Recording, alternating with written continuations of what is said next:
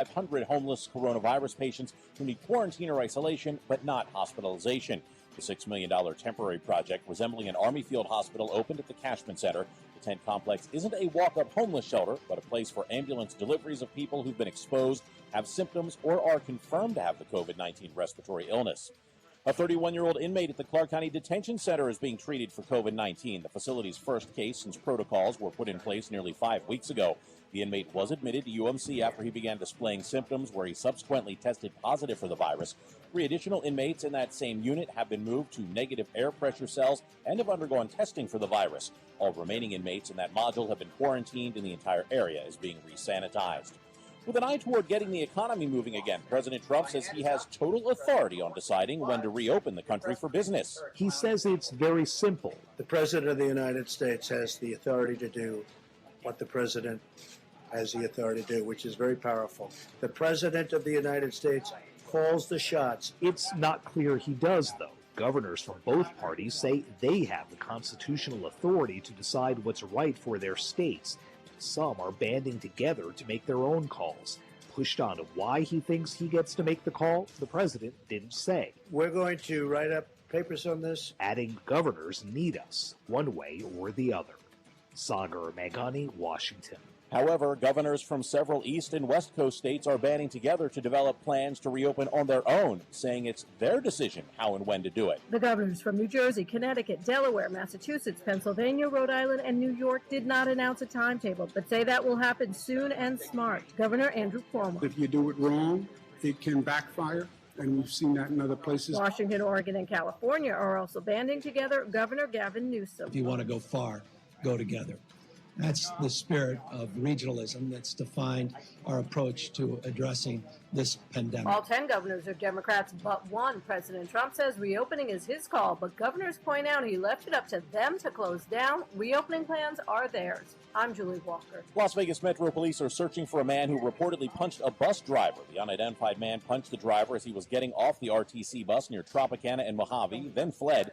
Police did not say if there was any interaction between the two before the incident. The Regional Transportation Commission has reduced bus service in the Las Vegas Valley in the wake of the coronavirus pandemic. With a check on our weather, here's News 3's Kelly Curran. We're looking at sunny skies across the area today, with highs topping out in the upper 60s and low 70s across the Las Vegas Valley. Keep listening for more updates throughout the day from News 3, your weather authority. Sunshine 57 in Las Vegas. I'm John Shapiro on the new 101.5 FM, 720 AM KDON, Las Vegas' only FM news talk station. With a look at the roads, here's John Michaels.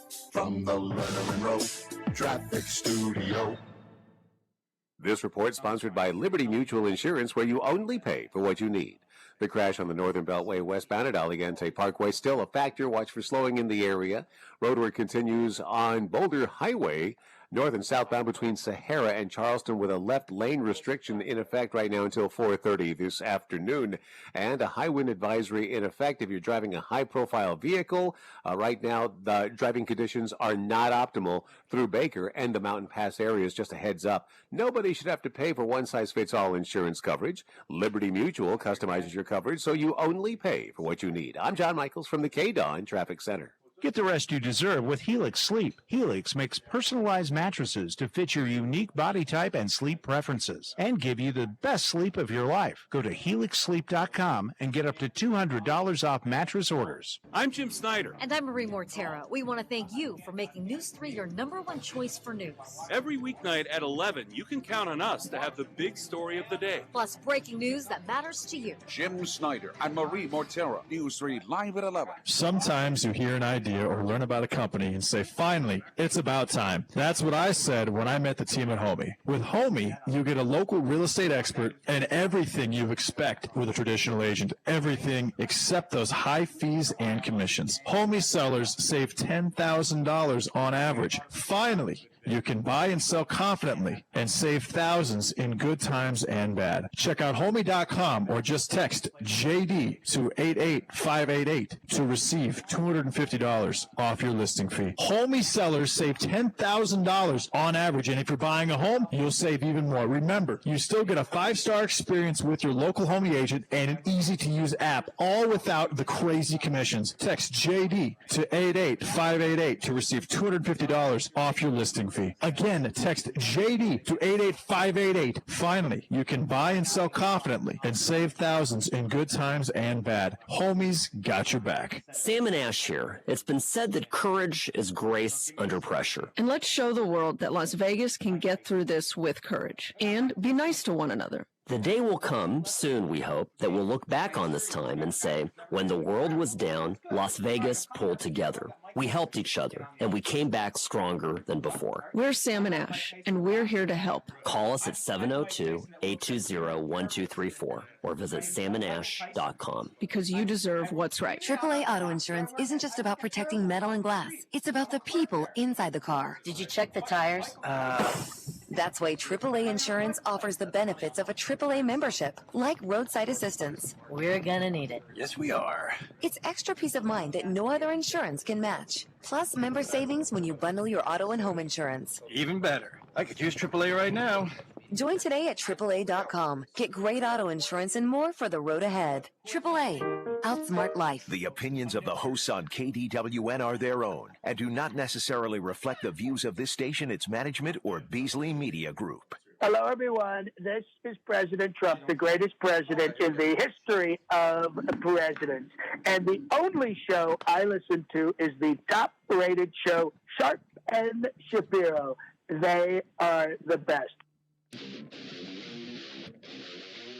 Right now, the day's biggest news stories from a Vegas perspective. This is the Vegas Take with Sharp and Shapiro.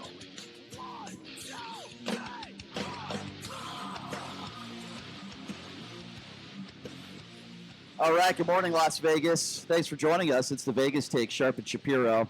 On a Tuesday, a Corona Tuesday. Hard to believe we've been doing this for like a month now. It's incredible, but we are broadcasting live from my kitchen table. That's right, folks, to try to give you the latest information and maybe entertain you a little bit as well during these very difficult times. Thanks for joining us, and we're going to have a great show lined up for you today. Coming up later on in the program, one of my favorite stand-up comics in the world. And as you know, he's been a resident here in Las Vegas for a very long time. Jerry Seinfeld's former roommate, by the way, in college. Guy's a legend. George Wallace will be joining us. Really, really funny guy. You know, the issues with churches, and not just churches, but any religious gathering, still in the news. In fact, we have a story of a pastor at a local church who defied the laws, and now he's dead from the coronavirus. Sad, but could have easily been prevented. We're going to talk a little bit about that in hour number 2. Somebody that disagrees with me on that, her name is Annie Black. She's in the Mesquite City Council, and she's running for state assembly. So she's going to tell me and state her case on why she thinks it's okay for many people to gather for religious reasons, coming up in hour number 2. You know, I did 3 hours yesterday. We did 3 hours, and I didn't really bring up Donald Trump much at all. I tried not to. In fact, I defended him. When it came to calling this virus the Chinese virus, I defended him, and I tried to focus on a lot of other things yesterday, some good, some not so good. As I mentioned, you know, the religious gatherings in churches, something that really fired me up, and it should fire you up too. Didn't really talk a lot about Donald Trump. And, you know, I didn't really want to start off the show today by talking about Donald Trump. I would have loved to have started off the show today to talk about how numbers are down everywhere and, you know, things are really looking up and medication, Which you they know, are. is available. We'll get to that. Would have been nice to start off by talking about that. But Donald Trump's press conference yesterday was one of the most embarrassing moments, I think, of his presidency. I really, truly believe that. Not only did he say things that weren't factually accurate, but he put together this 2-minute propaganda video, paid for, by the way, by taxpayer, basically attacking the media. And that's obviously what's on his mind these days. And I guess that was more important to him yesterday, more of a campaign rally of a press conference than an actual press conference itself. But, you know, we have some audio, and I'm going to talk about that and my disappointment. He does not have absolute authority. We'll get to that. He spoke about that yesterday. And by the way, Chris Cuomo has rarely ever gone after the president during these coronavirus press conferences, but this morning, or I'm sorry, did I say Chris? Andrew Cuomo. I do watch Chris Cuomo every night, who, by the way, has the coronavirus, his brother. But Andrew Cuomo has, I think, finally taken off the gloves and, in a respectful way, but in an honest way, has gone after the president. We'll get to that in a little bit here. But I want to start, as I mentioned, in Donald Trump's press conference yesterday, he put together this 2-minute propaganda video. It was more of a campaign rally than it was a press conference. He was asked about Dr. Fauci. He was asked about absolute authority. But I want to start with this exchange with CBS correspondent Paula Reed, who I have a tremendous amount of respect for. I think she's a very, very, very good reporter. And in this propaganda video, just to give you a little bit of context, talked about the things he did in January, the things he did in March, but not one thing he did in February. Completely skipped that month. So Paula Reed asked what I consider to be a very fair question. So this is Paula Reed talking to Donald Trump in the press conference yesterday, challenging his decisions, the early stages of the coronavirus outbreak. Have a listen to this exchange. Argument is that you bought yourself some time and you didn't use it to prepare hospitals. You didn't use it to ramp up testing. Right now, you're so disgraceful. It's so disgraceful the way you say that. Let me just listen. I just went over it. To make people I just went over in it. an unprecedented crisis. Nobody thought we should do it, and when I did it. But what did you do with the time that you bought? You know the we month did. of February. That we did. Was a gap. What do you do? Month of February. What do you do when you have no case in the whole United States? When you excuse me, you reported it. 0 cases, 0 All right, deaths. cut it right there for a second. Cut it right there. She's asking him about February, and he's talking about a different month. He's talking about January. He knows exactly what she's asking him, and he's not answering the question. So you have a couple people in that room that are saying, no, Mr. President, she's talking about February. Have a listen to this as it continues as he avoided the question. Have no case in the whole United States. When you excuse me, you reported it. 0 cases, 0 deaths on January 17th. February, the entire January. I said in January. The video has a complete gap. On January 30th. What did your administration do in February with the time that your travel ban bought? A lot. A lot. And in all right, fact, cut it right there. Cut it right there. You are holding a press conference, and it seemed like your whole objective in that press conference was to talk about all the great things your administration has done in regards to the coronavirus. Okay, no problem, Mr. President. When a reporter asks you, what did your administration do in February, because in the 2-minute propaganda video, you skipped through the entire month, you should be prepared enough to tell people. Now, what does he say? A lot. We'll give you the information. A lot. How unprepared are you when you're trying to make the case for yourself and you can't answer the question? Let's continue with the audio. A lot. And in fact, we'll give you a list. What we did, in fact, part of it was up there. We did a lot. Look. You know you're a fake. You know that. Your whole network, the way you cover it, is fake. And most of you, and not all of you, but the people are wise to you. That's why you have a lower approval rating than you've ever had before, times probably 3. And when you ask me that question, let me ask you this: why did Biden apologize? Why did he write a letter of apology? No, that's very important. Cut it. That's very important. Do you think people give an F whether Joe Biden apologized to him or not? Do you think that's what's on people's minds? And by the way, she asked a very fair question. Mr. President, what did you do in February? You bought yourself some time. That's actually a compliment. What did your administration do in February? What do you mean bought yourself some time, Brian?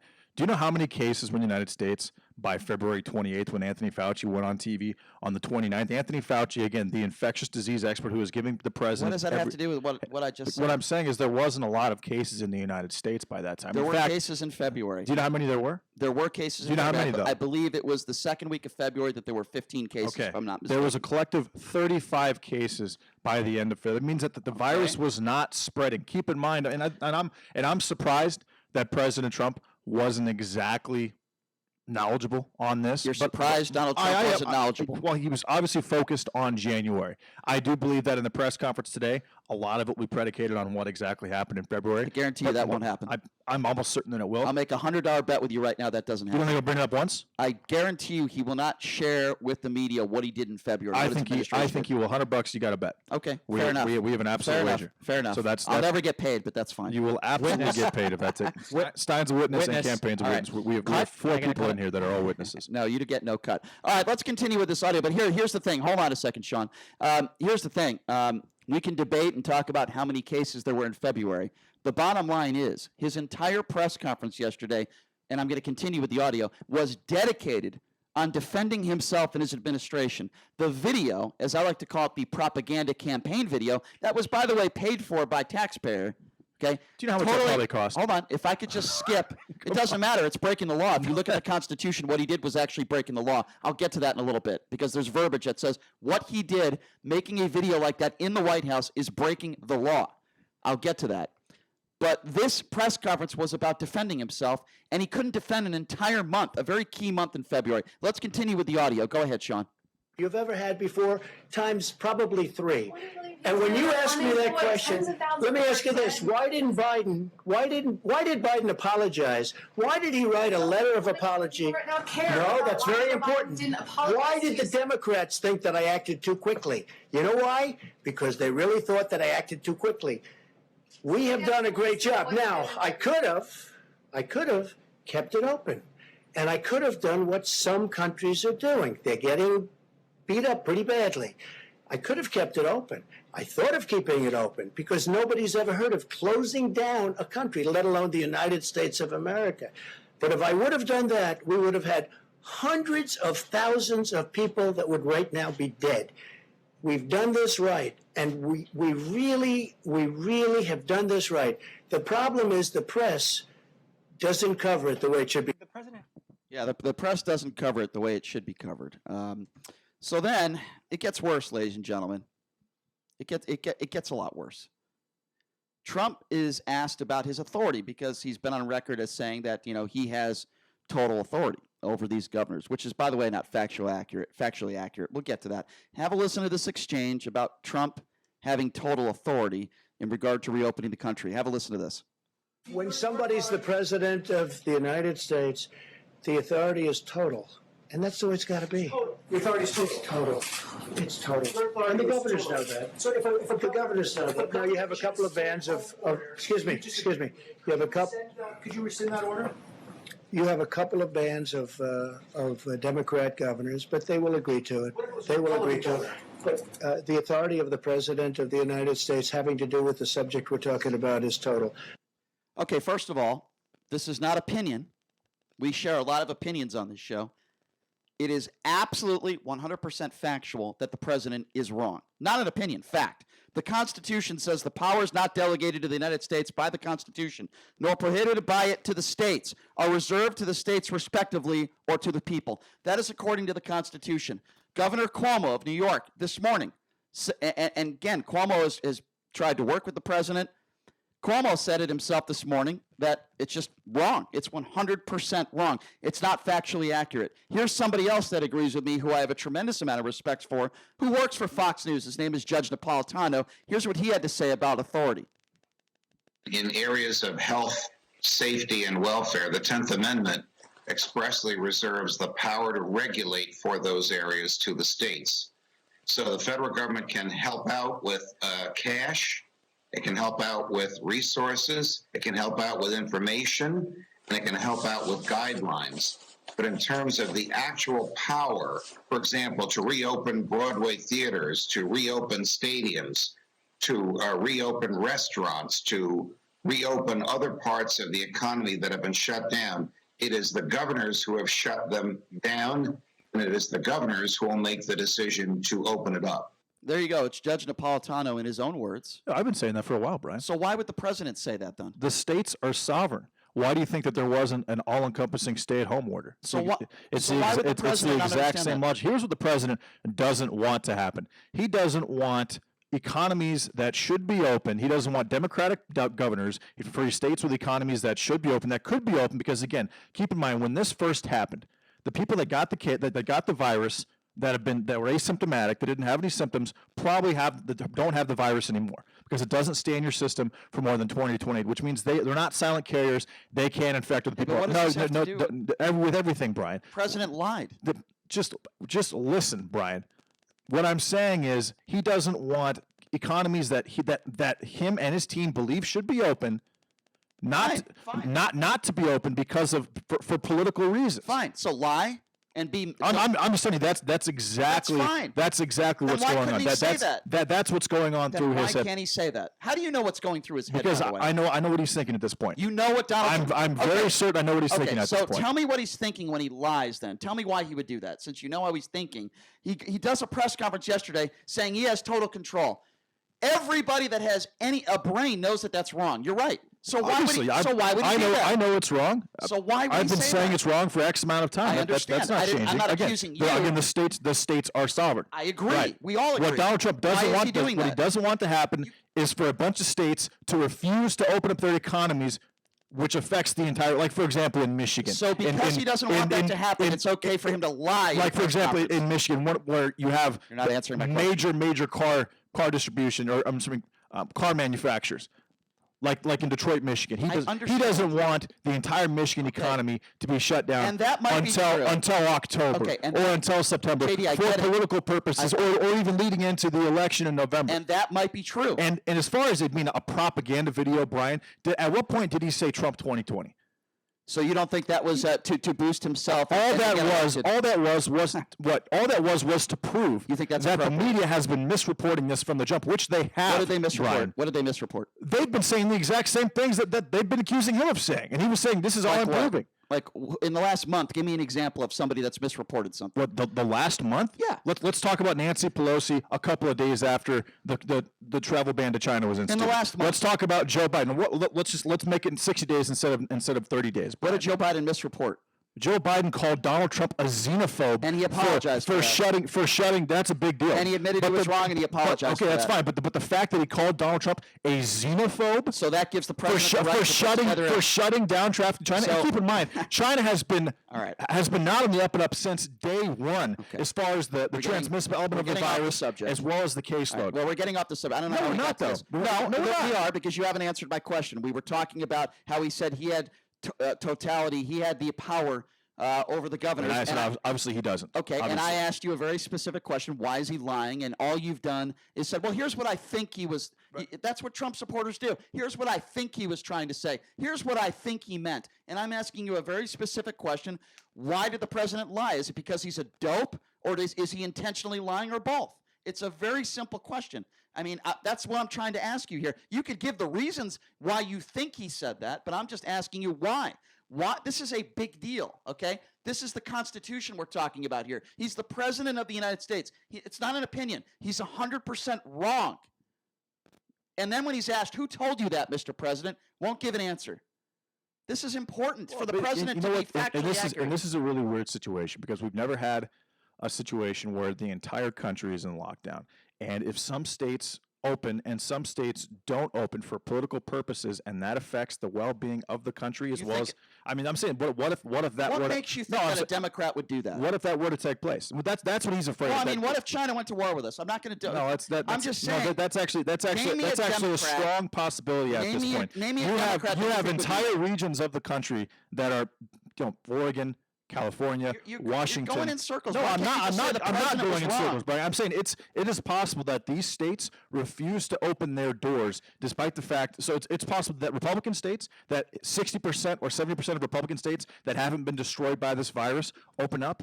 And some states that have been hit very hard, like for example, I think New York shouldn't open up until probably Then June. why don't you talk about? But I hope it doesn't go through July or August, when the virus should be completely or nearly eradicated from the country. And there shouldn't be a worry about waves at that point. Why is it that you're bringing up? Well, I think these Democrats might do this, but you don't bring up the Republicans who have already screwed up. For example, the South Dakota governor. You were talking about the meat that was tainted and all this other stuff. What about the Republican governor there who did not have have people abide by these 6-foot rules and social distancing, and because of that, her state is suffering now. Why don't you talk about the Republicans that have made enormous mistakes and this idiot in Florida? Why don't you talk about their state's not suffering, Brian? I think they have a collective 300 in cases. South Dakota? In South Dakota, they're not suffering? Half of which are at that plant. In South Dakota, they're not suffering.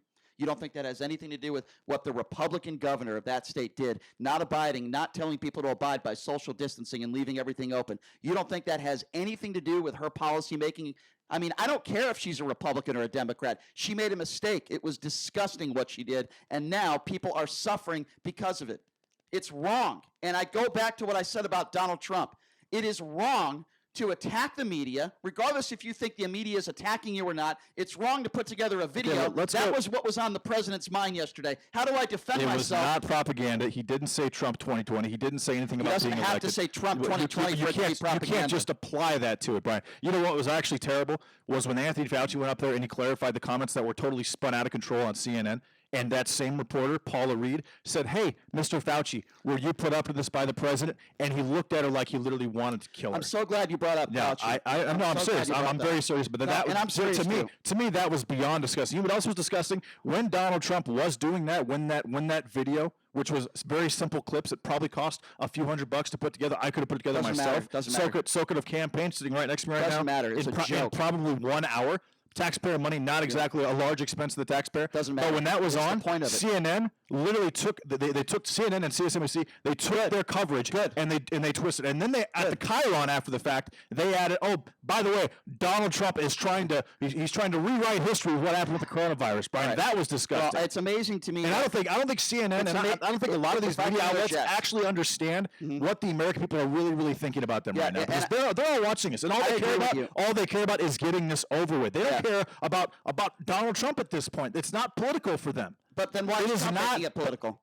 He's just saying you guys are telling the public something that I'm not doing, and I'm proving it. No, you're right. I mean, that's all he's doing. You're right. He said we have hundreds of clips like that. You're right. Please interject. I mean, if you think Americans care about the ratings, you're absolutely right. Trump's absolutely right, because Trump has bragged several times about ratings. You know why he does that? If I could just finish, Trump has bragged several times about ratings. Yesterday he puts together, yes, I do believe it's a propaganda video. He's attacking the media. He's talking about Joe Biden. So don't you tell me Donald Trump isn't making it about politics. We got to take a break, but I'm glad you brought up Fauci, because when we come back, we are going to play a clip and we're going to find out why Donald Trump decided to retweet a hashtag Fire Fauci. Why did he decide to do that? Well, guess what? He was asked yesterday in his press conference about it, and we have the audio, and you're not, well, maybe some of you will believe it. You're not going to believe his response to it during a pandemic and why he decided to retweet. Why he decided to retweet something that says Fire Fauci, yet he claims him and Fauci, everything is just fine. Everything is hunky-dory. And then coming up later in this hour, one of the Fertittas laying off a bunch of his workers, and you're not going to believe what he said about it. That and much, much more. We'll get your phone calls at 702-257-5396. Take a quick break. We'll be back right after this. Hi, it's Jamie, Progressive's #1, #2 employee. Leave a message at the... Hi, Jamie. It's you, Jamie. Don't hang up. You need to hear this. You gotta quit wearing that aviator jacket. Nobody's buying it. I'm sorry you have to hear it from me, but at Progressive, we're all about giving it to people straight. That's why we show our rates alongside our competitors' rates. And when you're helping people find great rates, you don't need some jacket to look cool. Just keep rocking that scarf. Progressive Casualty Insurance Company and affiliates. Comparisons not available in all states or situations. Prices vary based on how you buy. As an 18-year-old, I let my mistakes kind of take over my life. I was 0.5 credits away from completing high school, and I didn't do it. 10 years later, at age 28, Jackie finished her high school diploma. When I found out that I was pregnant, I know that I had to do something for myself if I wanted to make her a better person and provide a better life for her. My family never stopped pushing for me to be better because they knew what I could become and who I could become as a person. My support team is amazing. The educational director, my sister, and even my 7-year-old daughter has just been more than the support that I could ask for. I've been given an opportunity, and I'm just thankful for it. No one gets a diploma alone. If you're thinking of finishing your high school diploma, you have help. Find free adult education classes near you at finishyourdiploma.org. That's finishyourdiploma.org. Brought to you by the Dollar General Literacy Foundation and the Ad Council. Hi, it's Jamie, Progressive's #1, #2 employee. Leave a message at the... Hi, Jamie. It's you, Jamie. Don't hang up. You need to hear this. You gotta quit wearing that aviator jacket. Nobody's buying it. I'm sorry you have to hear it from me, but at Progressive, we're all about giving it to people straight. That's why we show our rates alongside our competitors' rates. And when you're helping people find great rates, you don't need some jacket to look cool. Just keep rocking that scarf. Progressive Casualty Insurance Company and affiliates. Comparisons not available in all states or situations. Prices vary based on how you buy. Special report coronavirus update. Former President Barack Obama says President Trump has failed the nation during the coronavirus outbreak, and he is endorsing Joe Biden. He says Republicans have let down the nation. They've given polluters unlimited power to poison our air and our water and denied the science of climate change, just as they denied the science of pandemics. New York Governor Andrew Cuomo says the president doesn't have the authority to determine the health and safety policies for his state. The first position, he stepped back and said it's up to the states.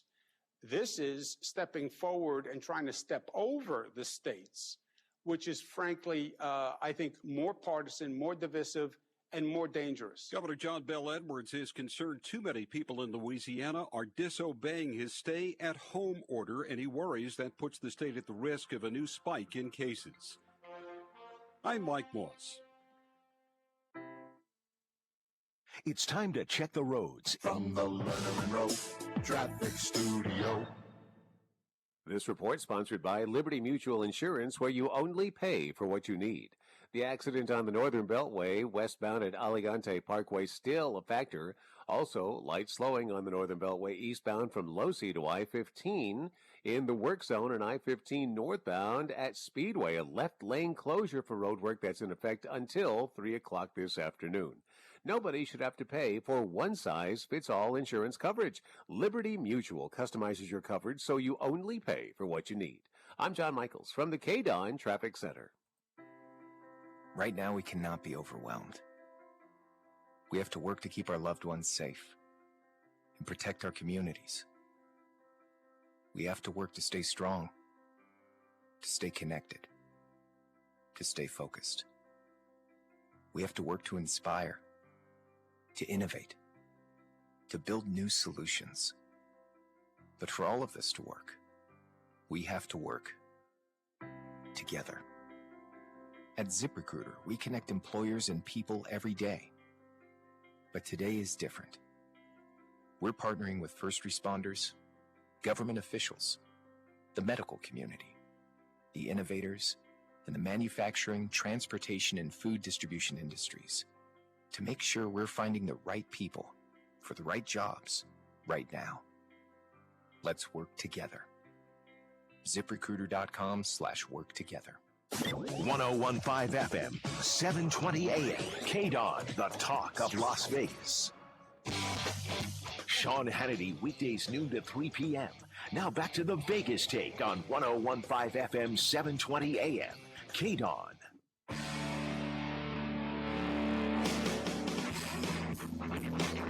All right, welcome back. It is the Vegas Take, Sharp and Shapiro. We'll get to your phone calls here. I know there's some people who have been waiting patiently on hold. We'll get to you in a sec here. 702-257-5396. By the way, the law that I was referring to that I believe the president broke in regards to this 2-minute video, it's called the Hatch Act of 1939. You could look it up if you like. I don't want to spend a lot of time on it, but that's what I was referring to.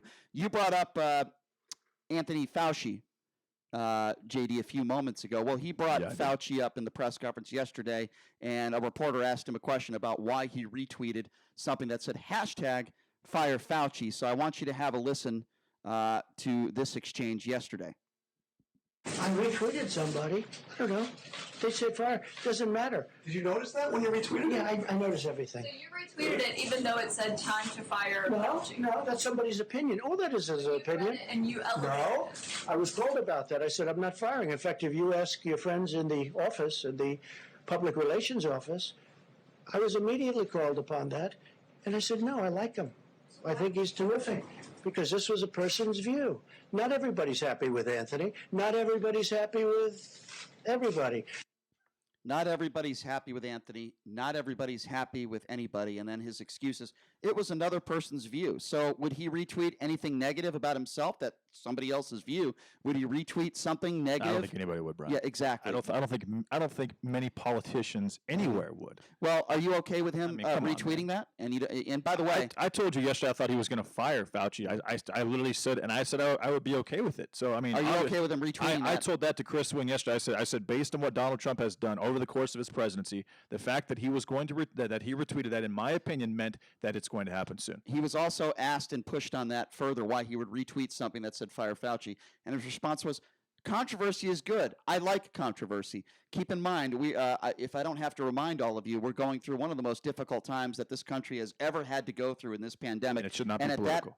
Yeah, I agree. And at that time, he probably shouldn't look to create controversy. I think we all could agree on that. Let's go back to our phone calls. 702-257-5396 is the number to call. Let's go to Gerald, who's been waiting patiently on hold. Gerald, thanks for calling in. What's on your mind? Hey, Gerald, how are you? Hi, I've got a question for JD. I got an answer. And good morning, gentlemen. But my question for JD is based on something you said yesterday when you said I had several nurses. I think you said 14.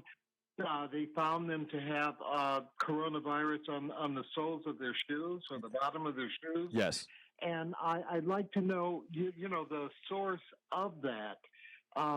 Because I'd like to warn my daughter to be sure and cleanse the shoes and coming in, but I can't tell her anything without giving her a source.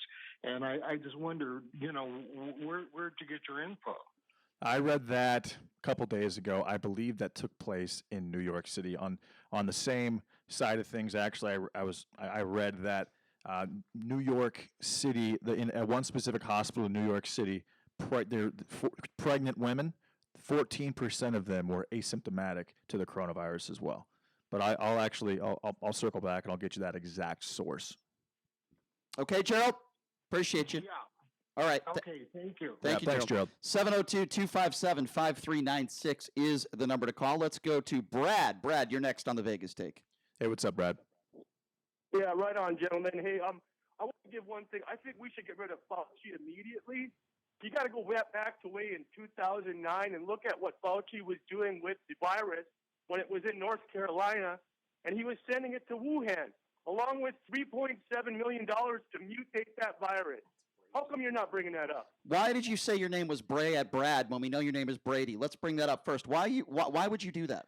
This is low for you, even, Brady. You never let me on. I don't like dealing. Well, hold on a second. First of all, I'm not surprised that you said something that is not factual because we let you on this show every day. It's not my fault that you're a moron. And 10 seconds into every call, okay, get rid of him. It's not my fault that you're a moron. And 10 seconds into every call, you say something stupid. That's not my fault. That's your fault. We give you an opportunity to come on. It's not my fault that you're an ignoramus. That's not my fault. Did Brad/Brady say he never gets to come on? Yeah, completely we idiotic. put him on once a day. Yeah, about as idiotic as his statements on Fauci to begin that phone call. I'm not even going to spend more time on you because you're an idiot, Brady. 702-257-5396 is the number to call. Let's go to Joey. Joey, you're next on the Vegas Take. What's up, Joey? Hey, how you doing? I'm not going to say Brian. I'm going to say some people hate Donald Trump so much that they want to buy into the worst case scenario, anything Donald Trump is involved in. I'll be buy it that. Russia, be it Jeff Sessions, be it the phone call with Ukraine, now the coronavirus. Okay, we haven't mentioned any of those three things. But that's an all-encompassing statement, Brian. What happened is you lose what would be your logic and rational thought. How have I lost that logic? Okay, let's talk about me. Let's just call it what it is. You're talking about people like me. Hold on a second. Okay, fair enough. Let's have a respectful conversation. Where have I lost logic in anything I've said today that you disagree with? Please tell me. I'm just saying it's like you become so angry. And I'm asking you to tell me something I said well, here's why I'm angry. I'll answer your question. And I noticed you couldn't specifically name anything, but that's fine. Stay on the line. Okay. Well, it's a radio show, so I'd like you to get to your points a little faster if you may. But here's why I'm angry. He lied yesterday in his press conference. He made it all about him once again. He attacked reporters. He put together a 2-minute propaganda video. Now, that's why I'm angry this morning. Now, if you're not angry at that, that's fine. You're entitled to your opinion. But don't say that, don't go after me for being angry. I think my points are very valid. I'm just saying, listen, I didn't vote for Barack Obama, but I wanted him to do good. Neither did I. Wanted him to and I voted. I want every president to succeed. See, here's where you're wrong. You don't think I think the same way as you? I've said that. No, I think you do, but but let's say this: the models were wrong. Remember? What does that have to do with my anger? I'm not talking about the models. What does that have to do with what you said about me? Because I'm going to say this: either you got to admit, people that said Trump is doing bad, either the models were wrong or Trump did a great job and not 2 million people didn't die. You got to make a decision. Trump did a great job and not 2 million people died. Is that what you just said?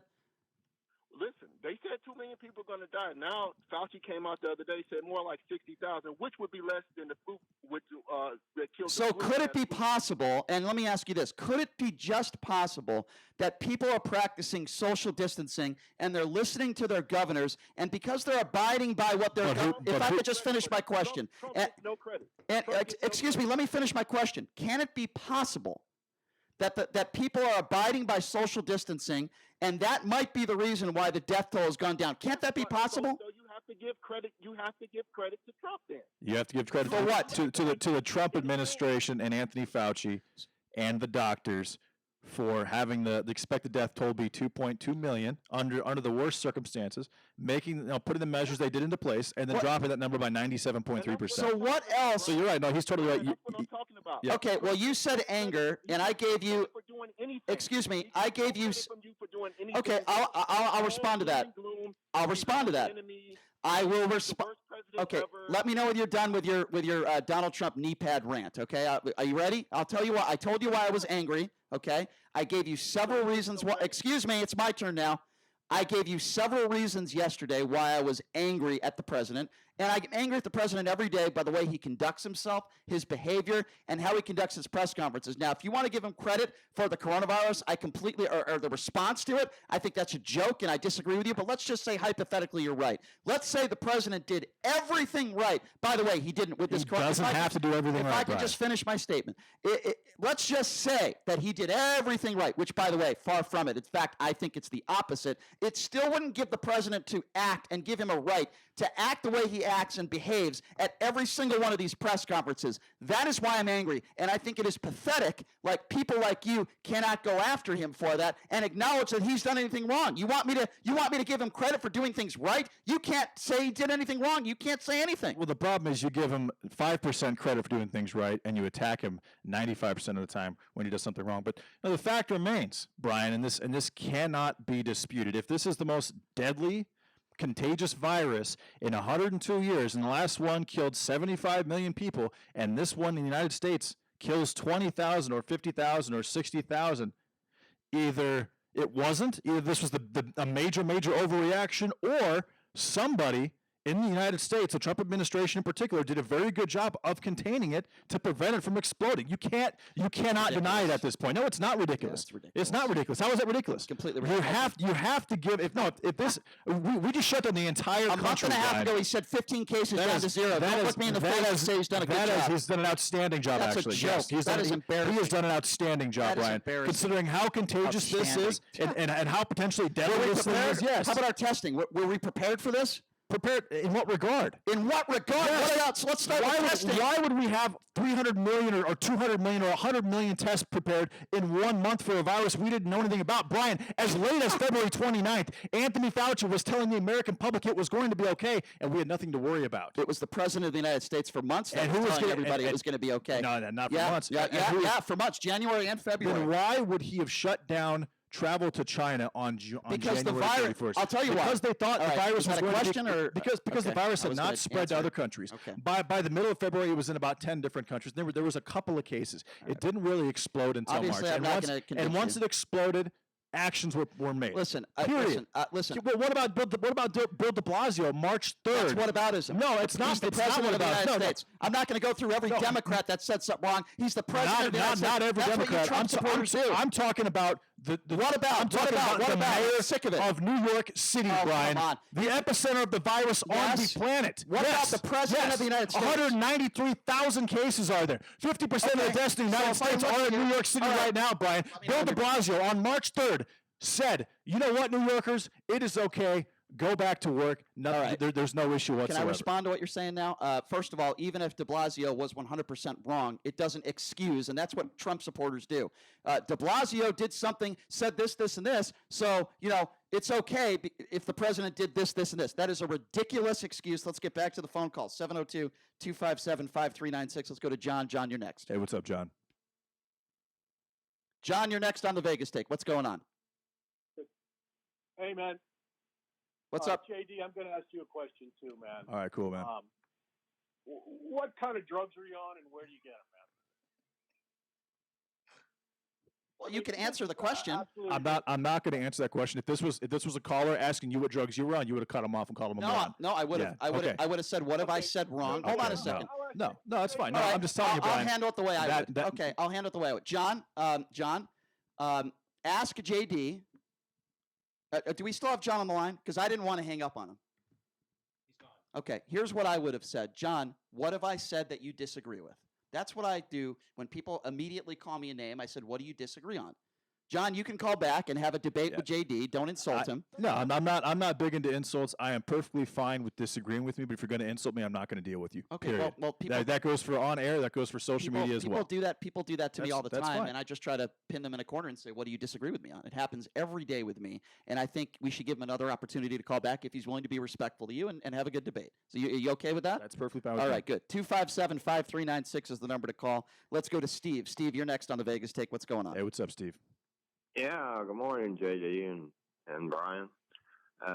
Brian, I tell you, I really think this is a really difficult situation. Of course it is. It's difficult for everybody. Brady's call was pretty interesting. In fact, the gentleman that has the information on the sale of the virus from North Carolina University was calling yesterday for the incarceration and maybe a death warrant on Fauci. But he's came back in line. We've got a lot of people that have infiltrated that are globalists. And, Brian, their intent, the way I understand it, is to destroy your country and kill millions of people. So you think Fauci is intentionally trying to kill millions of people? Is that the point of this phone call? No, he probably thinks Bill Gates is, though. Is that what you're saying? I'm just trying to follow you. You think Fauci, a man who's been a scientist... I think that possibility exists, just like you said. All right, hold on. Let's start from square one. All right, fair enough. I get it. We don't really know. I get your opinion. I get your opinion. So Steve, the caller, just called into the show.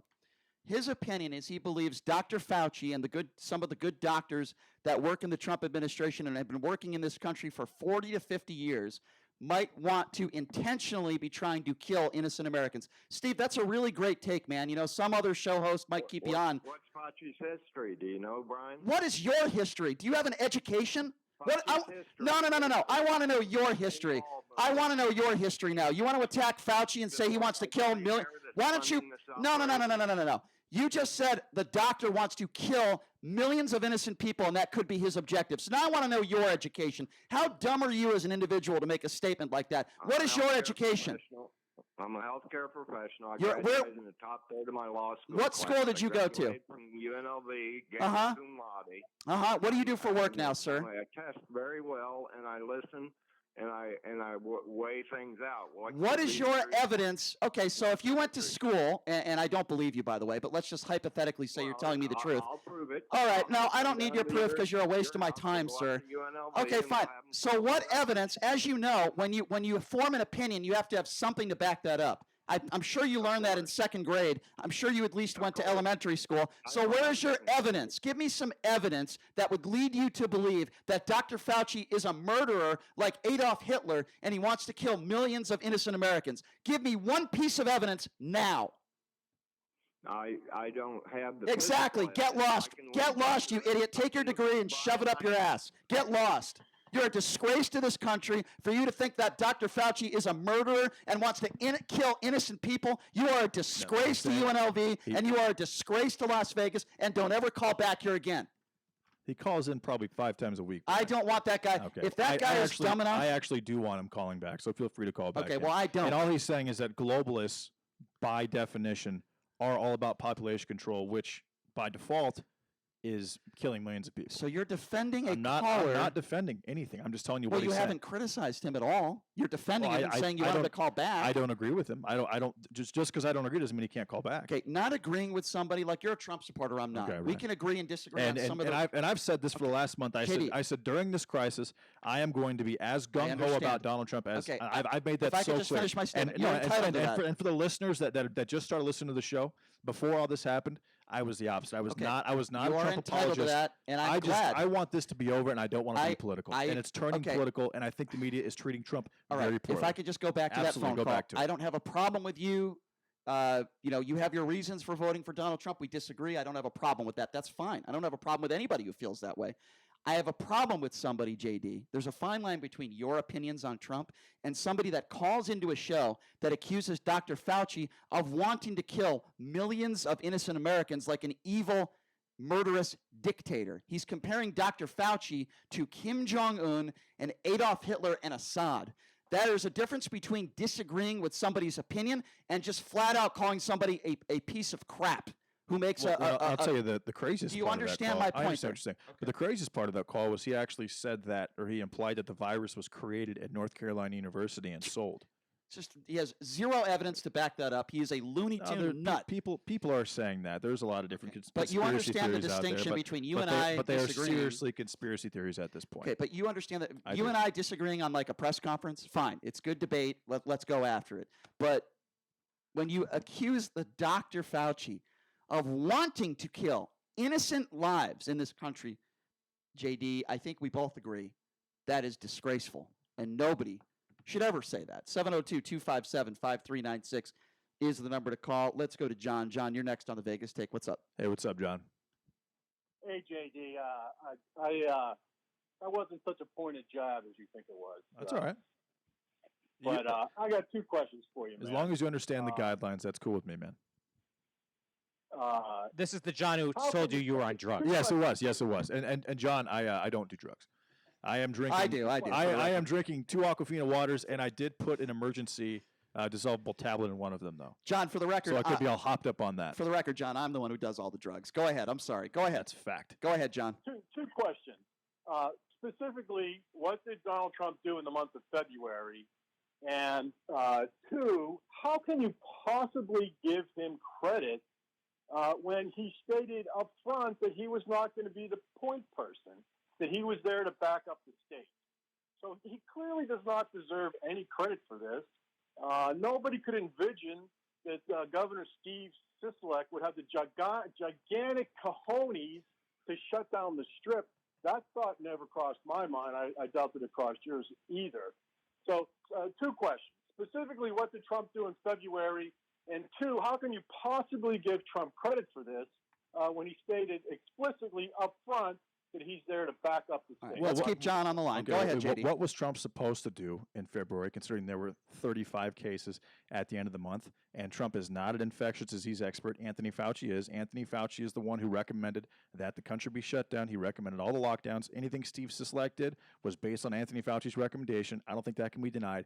And if this case, or if this virus is legitimately the most deadly contagious virus since the Spanish flu, and the expected death toll was 2.2 million, and that dropped to 60,000, and we unemployed 20 million Americans, and we shut down the entire economy for 2 months, either one of two things has to happen. Either it is an overreaction, or someone has to get credit for containing and limiting the death. Simple. And right now, right now, the Trump administration is the only administration that is handling this. Anthony Fauci, Deborah Birx, all the IHME modeling, which in my opinion, I went on a big, All right, let's let a John big respond. diatribe about it yesterday. But it's all been wrong. But it doesn't matter. We still limited the virus. And if this virus was supposed to kill 5 or 10 million people in the two Americas, North and South America, but in America alone, 1.6, 2.2, John, and that number's dropped all right, by let's let John 97%. respond. Where does the credit come from? It's got to come from somewhere. John, I can respond to that as well, but go ahead. You first. That's fine. I just think it's hysterical, JD. That's that fine. These mental gymnastics you perform to try to justify his actions. I mean, clearly people were sounding the alarm bell in February. Can I just, John, can I interject? John, if I could just interject real quickly, and I want you to hang on the line. Here's who I give credit to if those numbers drop. I don't give credit to the president of the United States in this situation. Here's why I give credit. The doctors, the front lines, the people that are saving lives, the doctors, the police officers, the people who are going in harm's way and risking their lives so that others are not infected or that they save lives. Those are the people that I give credit to. I certainly will not give credit to a man who sits in the White House, who gets his fake tan on every day, and who tweets and goes after people on a daily basis. That has absolutely nothing to do with it. Okay, well, that's who I think. All those frontline people, those heroes who might get that $25,000 check if Chuck Schumer gets his way, which I'm not saying I disagree with. I agree. They do deserve a lot of credit. But who directed the 15-day to stop the spread? Who directed the 30-day to stop the spread? Anthony Fauci, Deborah Birx, Mike Pence, the task force briefing team, all those people. And how do you explain the memo that was given to the Trump administration in late January? How do you explain that? How do you explain the memo that was given to the Trump administration in February that he never read? All it comes down to is what Anthony Fauci said on January 26th, which was the exact same thing. So what others in he this said on administration February say 29th. don't mean anything. If Anthony, what Obama did doesn't mean anything. In this case, it's all about the experts, right? You've made it very, very clear that we should listen to the experts. Well, the expert, absolutely. Yeah, well, the expert was wrong. Was he the only one? Was he the only one? The expert, was Fauci the only one? The infectious disease expert, the one person who was in charge of this, who literally during the press conference yesterday, he said, I went to Donald Trump twice. He was not in charge of it. That's not and true. every single time I gave him a recommendation, he went with it. He said that during the press conference yesterday. Let's try to steal one more phone call Anthony here before we Fauci go to himself break. is the one who said as late as February 29th that this was not something to be worried about. And members of his own administration were so why would so why would Donald Trump make a bunch of preparation tactics if Anthony Fauci, the leader of his infectious disease team, the foremost expert in the world with this right now, why would he have done a bunch of things in February? Okay, if his own infectious disease expert is not telling him to? Yeah, sure. I want you to give me that entire statement in context, and we'll go over it tomorrow. I will gladly talk about it with you tomorrow. If you want to talk about that entire statement in context. And fine, I'll have that conversation. But it's important to note that Fauci wasn't the only person that was giving Donald Trump information. Let's take one more call before we go to break. Let's go to Brian. Brian, you're next on the Vegas tape. Hey, guys. How you doing? Hey, what's Good, up, Brian? man. What's on your mind? Hey, I just wanted to say, this is still, the virus is still ongoing, and we're still trying to calm a lot of this down within the entire country. Good point. And throughout the week, starting last week, a lot of people have been pointing blame, either with it to Trump, Pence, Fauci. We still have this virus still going on that is not contained, and the economy is still not back into running like it should. Yep. I agree. I wish a lot of the governors, the mayors within all the states would just stick to the social distancing, right, all the safety rules for every county, township, whatever it may be, so people can still stay healthy and put this to bed. Yeah, Brian, you're right. All the pointing and the blame will come later on once this is behind us. And we're still not in the safety zone of any of this. I agree with just about everything you said, except for one quick point that I do want to make. I think it is very important moving forward that we have coronavirus press conferences that are not about propaganda, not attacking members of the media, not 2-minute videos praising the president. So moving forward, I would like to see that. But I agree with what you just said. We are not done with this virus. In fact, New York may have just hit its pinnacle. We don't know yet. We don't know. And you're absolutely right, Brian. This virus has not been contained. And by the way, to go along with what you just said, you're going to want to listen to the next segment, my friend. Here's why. We talked yesterday about people that are defying orders in churches, gathering in the hundreds, not listening to the professionals, not listening to their politicians, some of them Republicans, defying orders. And now we have a pastor that has lost his life because he defied orders, and now he is dead after contracting the coronavirus. Well, we have a woman joining us right now, or I shouldn't say now, coming up after the break. Her name is Annie Black. And Annie is on the Mesquite City Council. She's running for state assembly. She disagrees with a lot of what Governor Sisolak has said, and she believes we should be allowed to pray. We're going to give her a chance to defend that opinion coming up next right here on the Vegas Take, right here on the all-new 101.5 FM, 720 AM, KDAWN. Sleeping with CPAP can mean waking and hearing. Hun, there's a ring around your face. Or, Dad, what's up with your face? if you stopped wearing CPAP because of marks and rashes, now there's Inspire. Inspire is a sleep apnea treatment that works inside your body with just the click of a remote. That's right, a button. If you're struggling with CPAP, visit InspireSleep.com. Inspire. Sleep apnea innovation. No mask, no hose, just sleep. Talk to your doctor to see if Inspire is right for you. Review important safety information at InspireSleep.com. I'm attorney Paul Powell. A lot of lawyers promise a lot of things. No fee unless we win. The consults are free. Of course they offer that stuff. All lawyers do that. But will they promise not to take more money than you at the end of your case? No.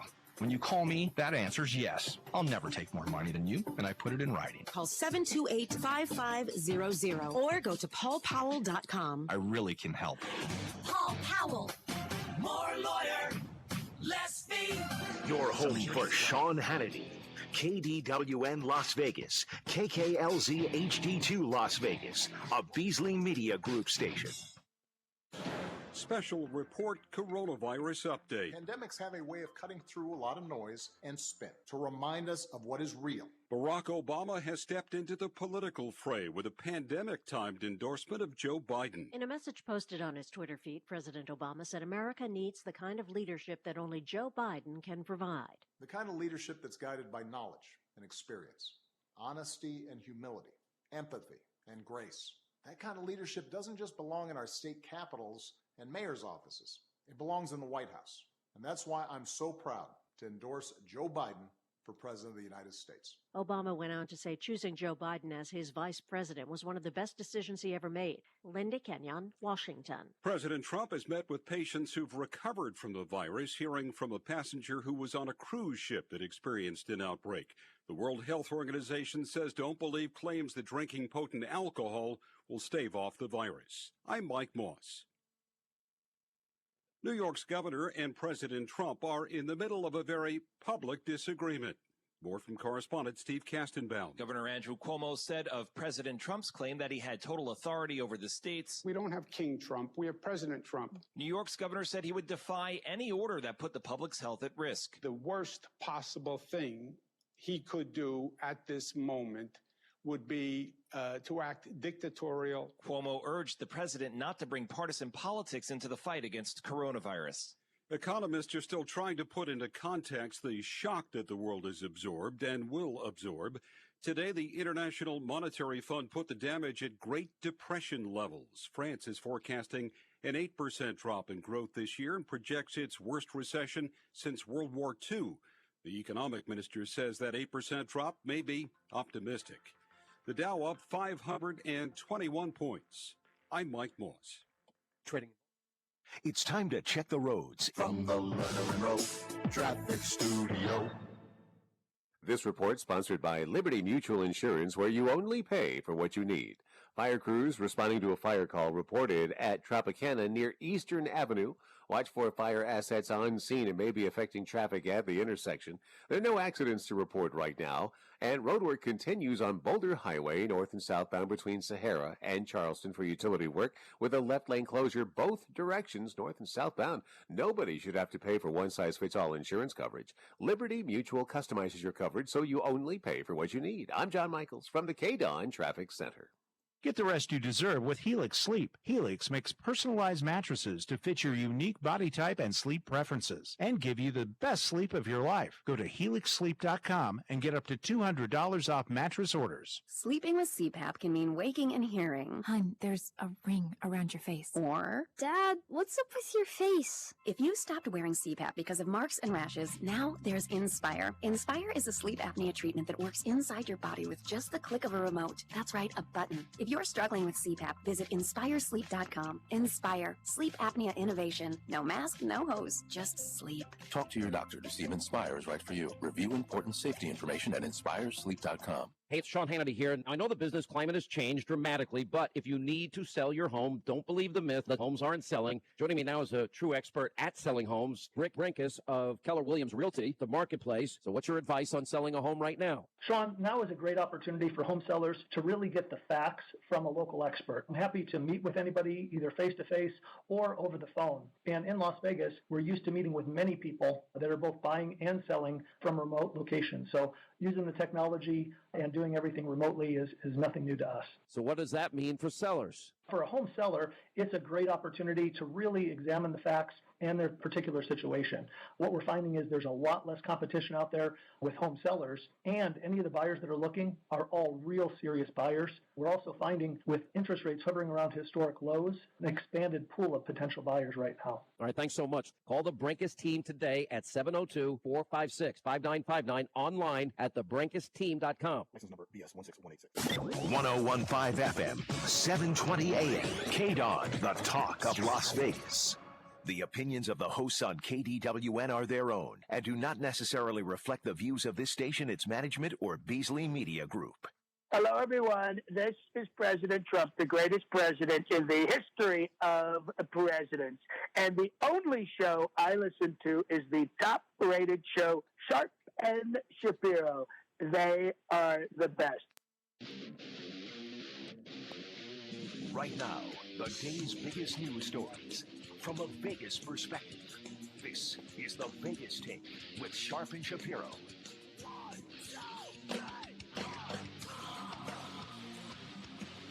All right, welcome back. It is the Vegas Take, Sharp and Shapiro. Glad you could join us on a Tuesday. My understanding is that we have a full board of phone calls that are waiting on hold. I promise you we will get to you as soon as we can. But the lady we have with us on the line right now, she's on the Mesquite City Council.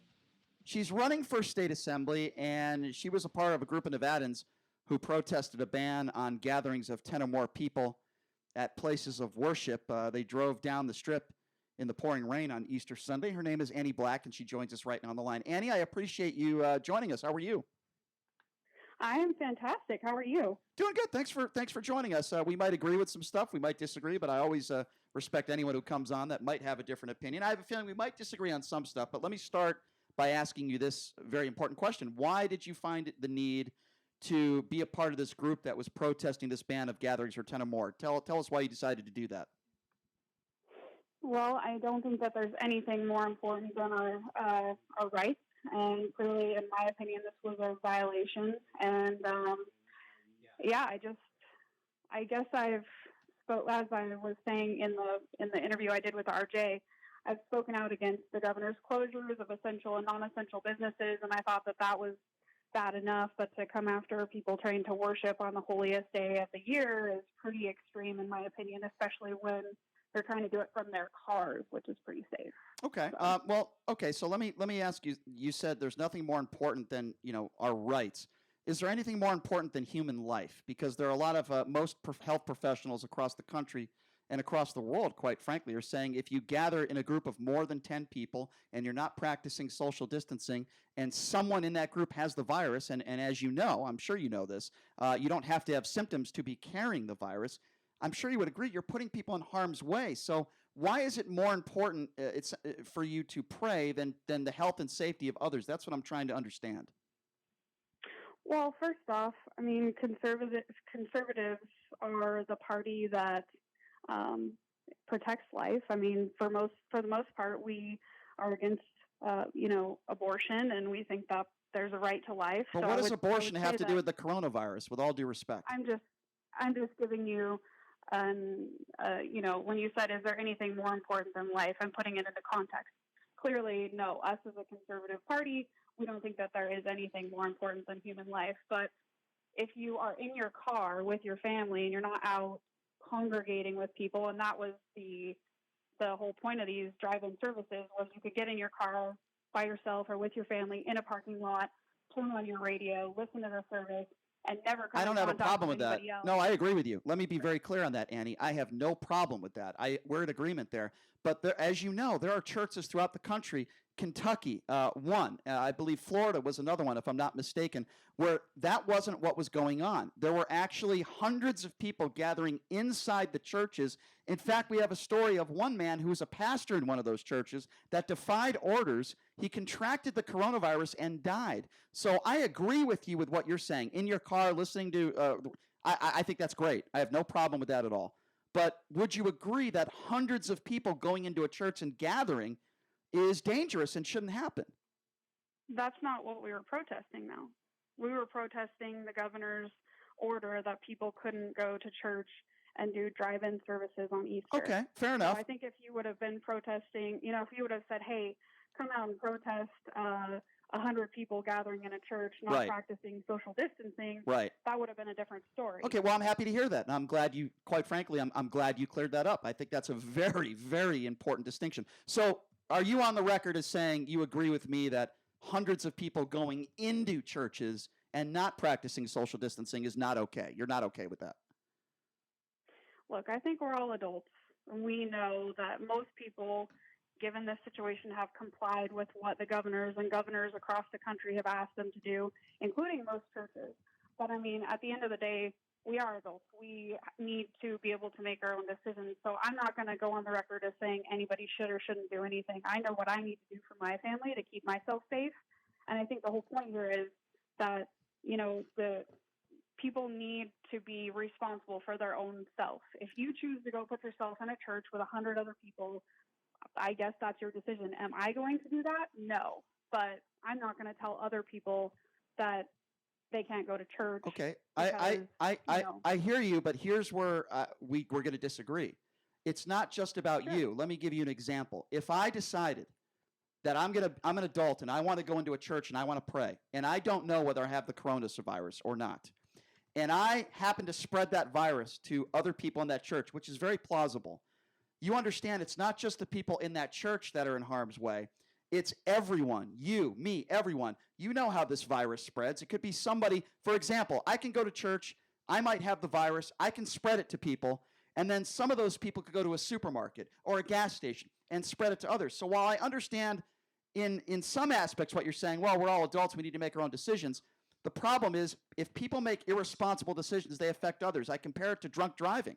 If you decide to get into a car and you're drunk, you're not just putting yourself in harm's way, you're playing Russian roulette with society. So you understand where I'm going with this, Annie, where that it's not just your responsibility, but you're putting everyone else at risk when you decide to behave that way. Do you get that? I do get that. I guess my response to that would be, well, why do we have masses of people at the grocery store on top of each other? Why do we have construction sites still open doing construction? Like, why did we have golf courses open until a week ago, right?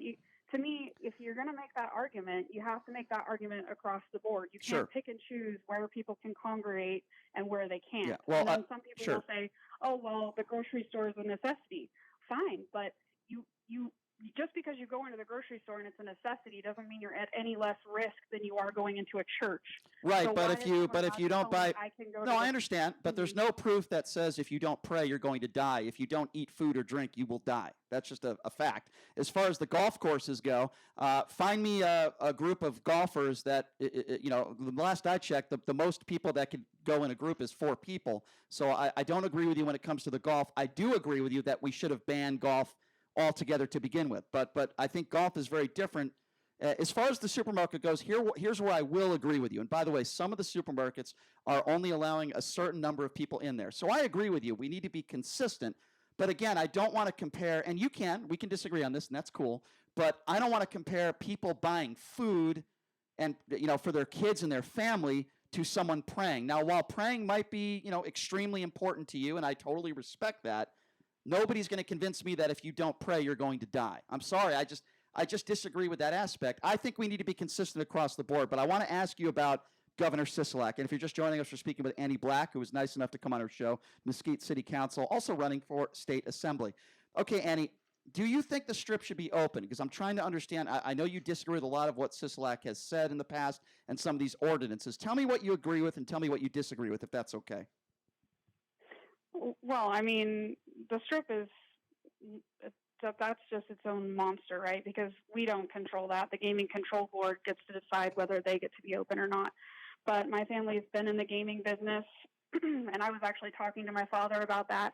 And he said, you know what? It's probably logical to close down casinos because you have people in close proximity to each other, and it is a very, for lack of a better word, it's a kind of a dirty environment just because you have money and you have a lot of people moving around touching a lot of different surfaces. So Right. whether I agree or disagree, that's not really in my purview. I mean, the Gaming Control Board said we're going to shut down, and that's what they did. No, here's a better question for you. Obviously, considering the fact that it is a relatively dirty place and close proximity, the virus travels anywhere from 3 feet to 13 feet. It goes on the bottom of your shoe, et cetera. Now they are clean, but do you think that this when the opening takes place, and let's assume that it's May 15th, May 1st to May 15th, I believe that the station casinos, the local casinos, should be open first because local people will go to those casinos, but the Strip obviously requires tourism, and I don't think we're going to get a lot of tourism probably for another month, maybe middle of June. But do you agree that the Strip, just for the simple fact that the Strip will not make any money if it opens up on May 1st, do you think that makes sense? No, not necessarily. I mean, if you're going to allow casinos to be open, you need to allow casinos to be open. I think that's what I've been advocating for all along, is you can't cherry pick winners and losers. But what I will say is, even if we open tomorrow, I think we're going to see a substantial amount of people that just won't go. One of my businesses is a medical related business, and these particular procedures have been deemed not emergent, right? So people are not going to go back into the ER to have brain and spine surgery or the hospital to have brain and spine surgery after this is over for a while, because they're not going to want to go into a hospital and subject themselves to maybe getting corona, right? So there's still going to be lingering fear, even if we open everything up sometime next week. People are going to be afraid. So I don't know that. I feel like this whole thing is kind of a tidal wave, right? Like the water is sucking out right now, and it kind of looks bad, but I think the ramifications of all of this haven't even really hit us yet. Like, it's coming, but just to think that we open things back up and people aren't afraid anymore I don't think that's going to be the reality. Well, I agree with you. I think it's going to take a long time to have any sense of normalcy, in every aspect of the word. I agree with you, Annie. Okay, so what do you disagree when it comes to Governor Sisolak? What has he done that you would have done differently? I disagree with the lack of consistency that he's had with some of the things that we talked about. Why were you allowed to golf, but not go to a liquor store and get maybe drive up curbside alcohol, but you can get it from a restaurant. You can go order food, you can get a bottle of wine curbside, but you can't do it at a liquor store. You can go work at a construction site, but you can't, it's just like, why is there no consistency in what he's deemed essential and non-essential? So those are some things that I absolutely disagree with.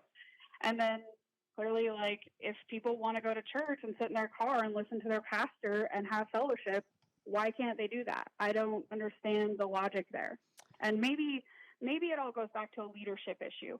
If you explain to people and convince them and help them understand, instead of make it feel like you're coming at them as a dictator, then they're more likely to comply and less likely to push back. But this really feels like, if you think it's bad now, wait until you see how it's going to get. Like if you're a child being reprimanded. Fair enough. And by the way, I agree with you as far as inconsistencies, but I wouldn't just blame Sisolak for that. I would blame a lot of governors throughout the country. But you mentioned dictatorship. You mentioned leadership. Do you think Donald Trump is doing a good job in those two categories?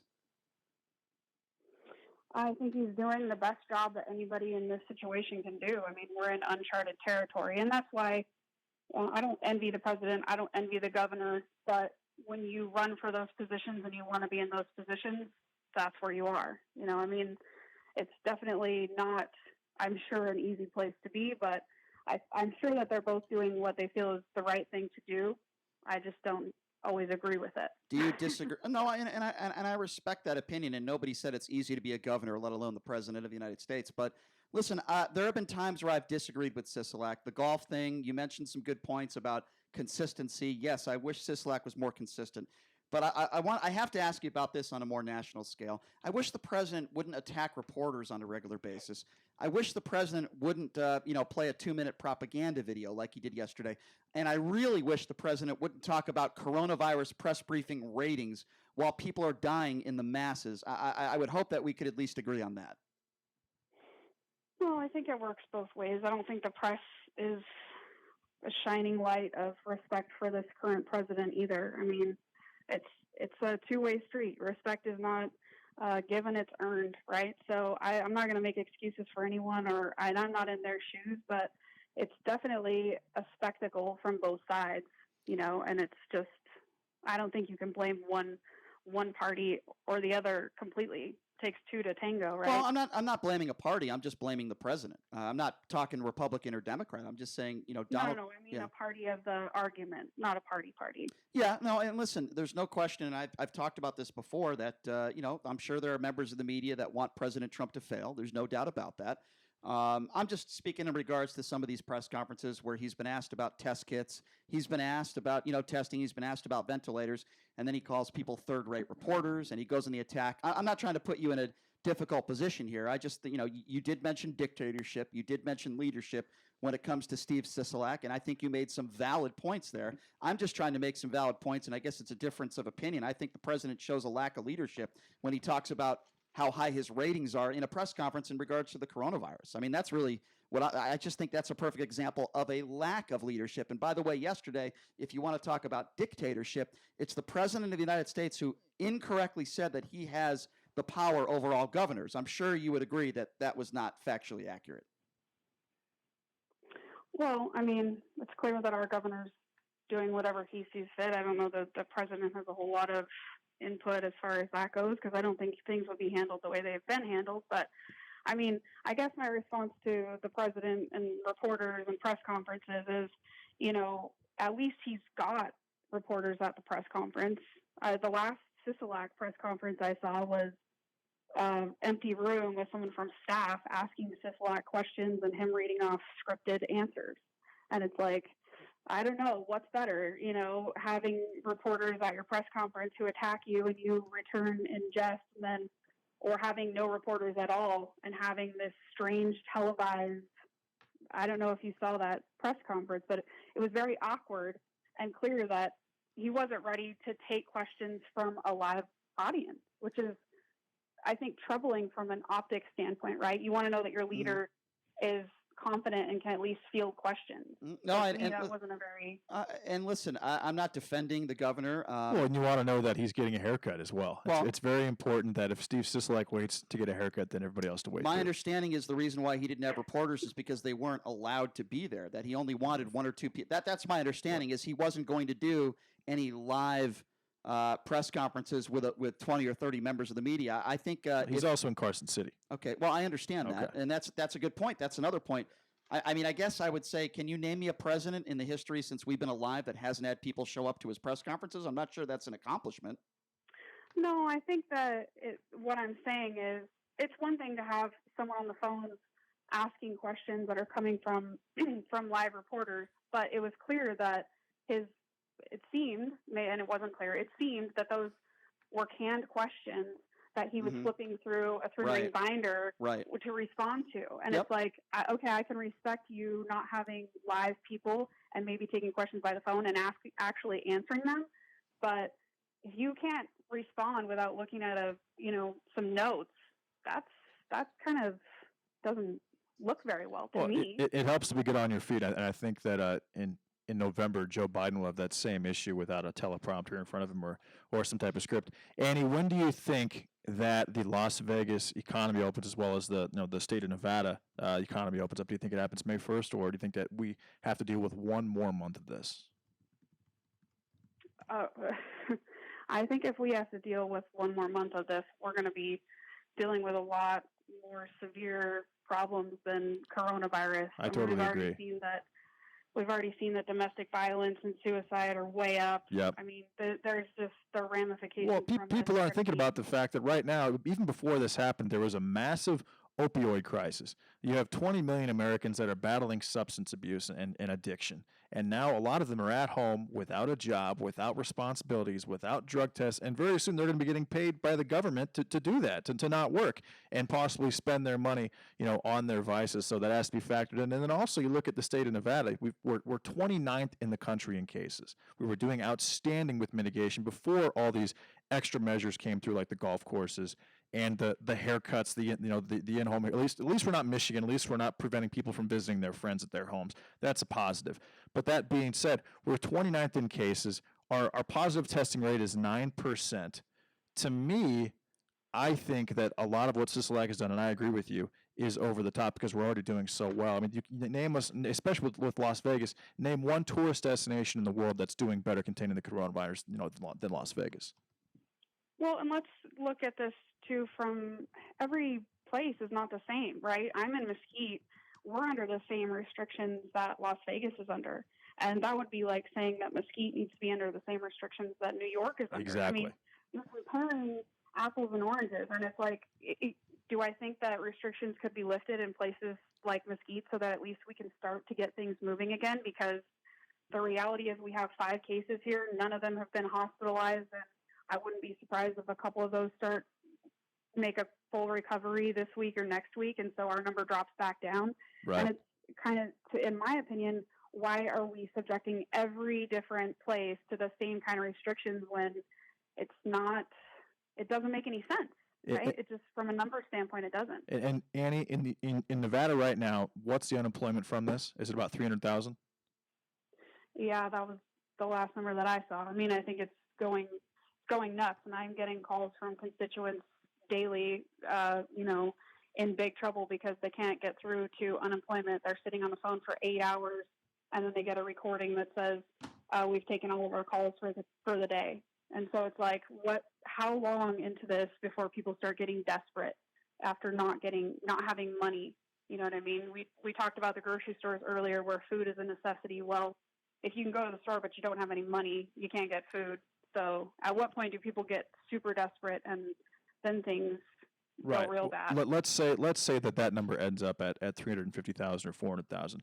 Right now, there's 120 deaths in the entire state of Nevada. That would be 3,600 jobs for every life lost. That is an unbelievable number, and so it's a harrowing statistic, and I think we're on the same page, Annie. Well, I'm glad. I hope that we, it's nice to be on the same page, but I hope that the objective is always to change hearts and minds, right? And to kind of, if you can, get on the same page with other people. And I hope that by talking to you guys today, we're able to do that a little bit. Well, I mean, certainly we disagree on some things, but you're certainly a stand-up person for coming on our show and stating the case. And like I said, I don't disagree with everything you said about Governor Sisolak. There certainly needs more consistency. There certainly needs to be transparency. I would say that with any politician, not just Governor Sisolak. Annie Black, Mesquite City Council, you're running for state assembly, and we wish you the very best of luck, and maybe we can have you on again some point down the road. We really appreciate your time. Thank you so much. Thanks. This was really fun. Thanks for having me. Thanks a lot, Annie. Appreciate it. That's Annie Black joining us. Do we have time for a few quick phone calls here before we go to break? I know there's been a lot of people that have been waiting on hold. I apologize for that. We try to get to as many calls as we can on this show. Let's take a few quick calls. 702-257-5396. Let's go to BC. BC, you're first up. What's going on? Hey, what's up, BC? Hey, what's up? Hey, we were talking about Fauci before this lady was on, and I just want to know, what's the point of him? Why do we even pay this guy? Well, I would say the point of him is that he is very knowledgeable when it comes to infectious disease. Doesn't mean he's always going to be right. Doesn't necessarily mean that he's 100% right in everything that he says.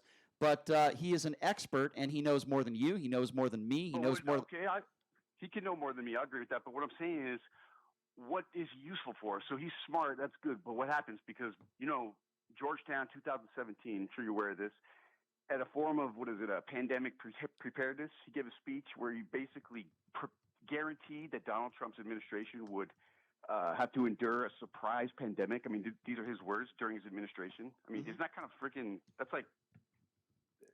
Doesn't that sound creepy to you? That's a little ominous.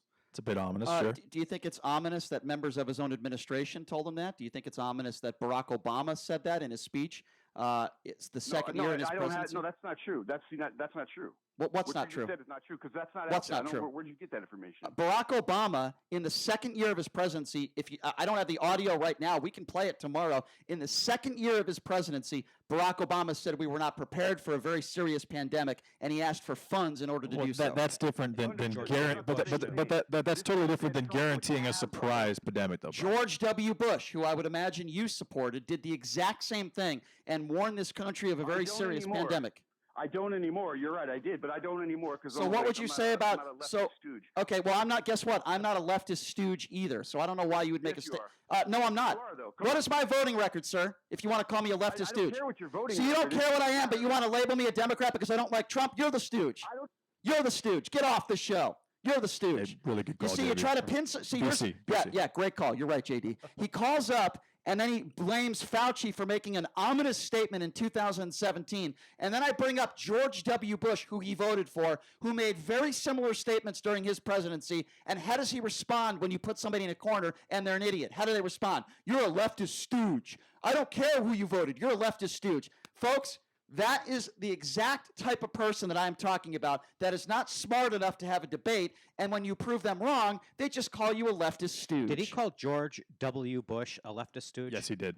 Okay, so basically when anybody moderates their stance or anybody who looks less Republican next to Donald Trump is a leftist. And then he lumped Brian into that same conversation. I would not call the Bushes leftist in any Well, he's an idiot. He's an idiot, and he brought up. We have to take a break.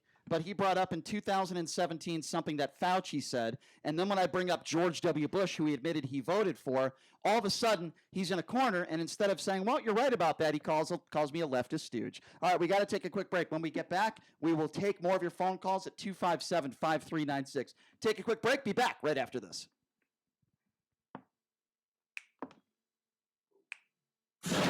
Special report coronavirus update. Barack Obama says Republicans, including the president, have failed during the pandemic, and he is endorsing Joe Biden. The other side has a massive war chest. The other side has a propaganda network with little regard for the truth. On the other hand, pandemics have a way of cutting through a lot of noise and spin to remind us of what is real and what is important.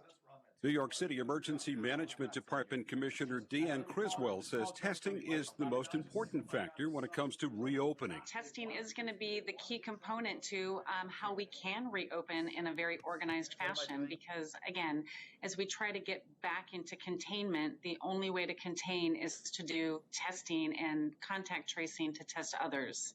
The U.S. is nearing 600,000 confirmed coronavirus cases and now more than 24,000 deaths from the coronavirus outbreak. I'm Mike Moss. Trading.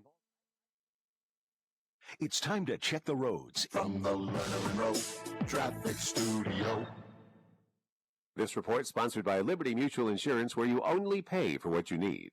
No delays to report on the resort corridor north and southbound between the Spaghetti Bowl and Tropicana. Delay free on the 95 east side west side inbound to the Spaghetti Bowl.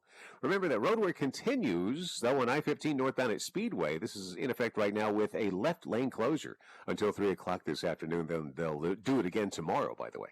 Nobody should have to pay for one-size-fits-all insurance coverage. Liberty Mutual customizes your coverage so you only pay for what you need.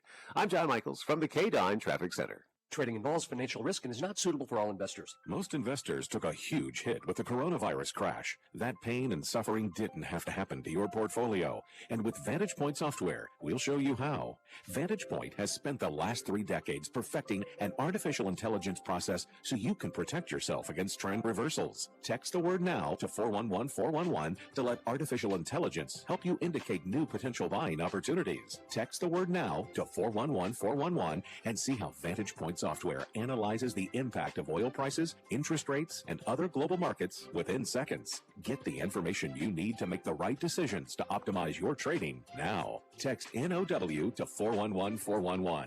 If you're looking for the bottom and want a free market forecast, text the word NOW to 411-411.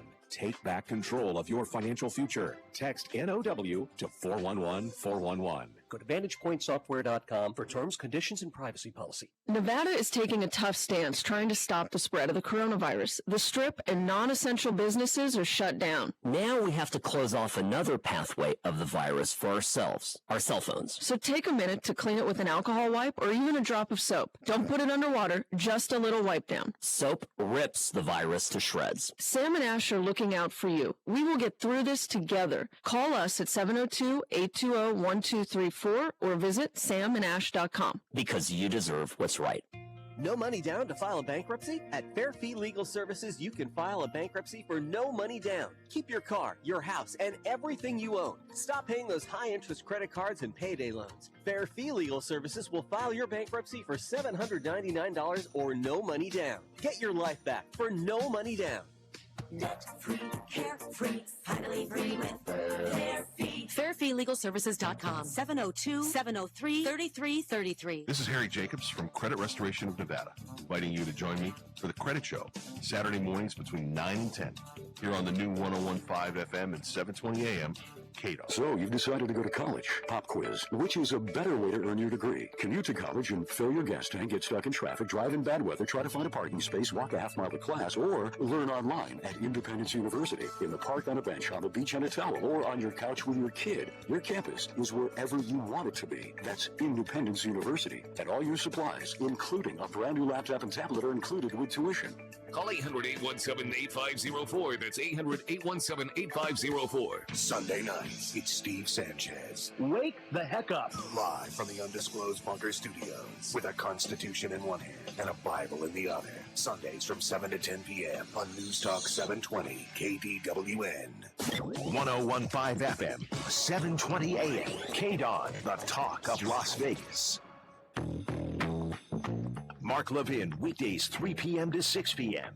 Now back to the Vegas Take on 101.5 FM, 720 AM. KDON. All right, welcome back. It is the Vegas Take, Sharp and Shapiro. Reminder, coming up at the top of the hour, one of my favorite stand-up comics, one of the best in the business, one of the best stand-up comics on the planet.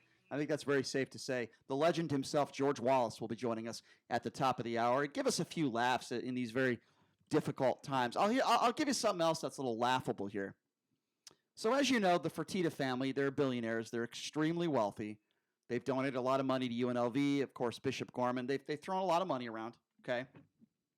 And Tillman Fertitta owns the Houston Rockets. Tillman is not related to Frank Fertitta, Brian. Right. I believe they may be distant cousins. I believe they are, if I'm not mistaken. And Rockets owner Tillman Fertitta, we're talking about now, is worth $4.7 billion estimated earnings. So here's a man with an enormous amount of money. Okay, sure, he's a smart guy, great businessman, obviously. He also owns a Golden Nugget. Yeah, no question. Yeah. So with that being said, he's doing an interview with Brian Kilmeade, who does the morning show here at KDWN and does a good job. He's been on our show before. And Tillman Fertitta was asked about layoffs, how many people he's had to lay off. I want you to listen to his response to this. Have a listen to this. You're doing your people a favor if you get them furloughed first, because they're the first to the unemployment line after the severance that you give them. And it's a trick that I learned many years ago. Okay. Doing people a favor by laying them off earlier. Again, here's a man that is worth close to $5 billion. He chose not to pay his employees. Maybe he gave them a little bit of severance, but he decided to lay off his employees, and he wants to pat himself on the back and saying he did his employees a favor. That's right. You can't make this stuff up, folks.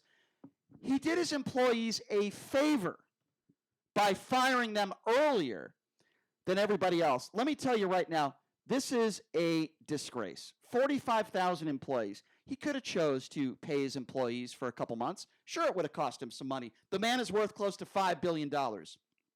You're doing your people a favor if you get them furloughed first. This man is 62 years old, and he called shuttering most of his company just unimaginable. But yet he's saying he did them a favor by laying them off. He also, to me, this is so disgusting. Well, to phrase it the way he do you know how he got control of the Rockets? I do not. He got it through loans. He's totally leveraged. He just went on a couple days ago, and basically a cry for help, asked for $250 million in cash, and he guaranteed a 15% return. So Tillman Fertitta's net worth is not anywhere near $5 billion. Well, it may be $1 billion. Well, but I'm going by. He is leveraged through the gills through banks. Well, you know what? There's a lot of people with a lot of money that sometimes pull shenanigans like that. So I'm not going to sit here and say, well, maybe he's hurting. This is a billionaire. He's got a lot of money. He said on the record, on with Brian Kilmeade, and Kilmeade, by the way, had a surprised response if you look at his facial expression. When you say you're doing your employees favors and you want to be patted on the back for laying off your employees earlier than other people, you are a disgrace. Tillman Fertitta, you need to apologize to your employees. You need to apologize for the words. You need to set the record straight, or you are just a horrible human being.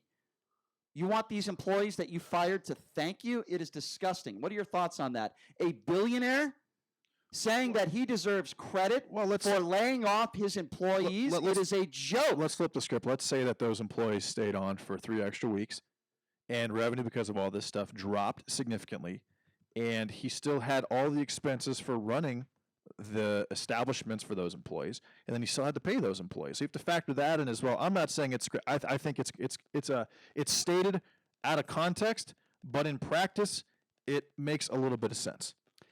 It makes zero sense to me. If he's phrased it that way, then I agree with you. It would have made sense, but that's not what he said. But you have to factor all that. You have to factor all that in. Then he could have said that. Then he could have said that. You know, I can only go by what people say. Okay, and that's what Tillman Fertitta said. If he said that, JD, we wouldn't have been having this conversation. I would have had no problem with it. He said he was doing his employees a favor. I am interpreting it as a whole, also as a business owner. Well, you know what? We do this with Donald Trump all the time. I can only go by what Donald Trump says, not what he meant to say or not what you might think he's thinking. I'm going by what this man said. And this man is a billionaire. He wants to be congratulated and thanked for laying off his employees sooner. It's outrageous. If you want to give a little background out and said, well, listen, here's why I had to do this, I have no problem with that.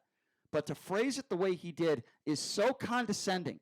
You think his employees are very thankful to him? I think not. And it's kind of applies the same thing. Why do you think Steve Sisolak to shut down the Strip?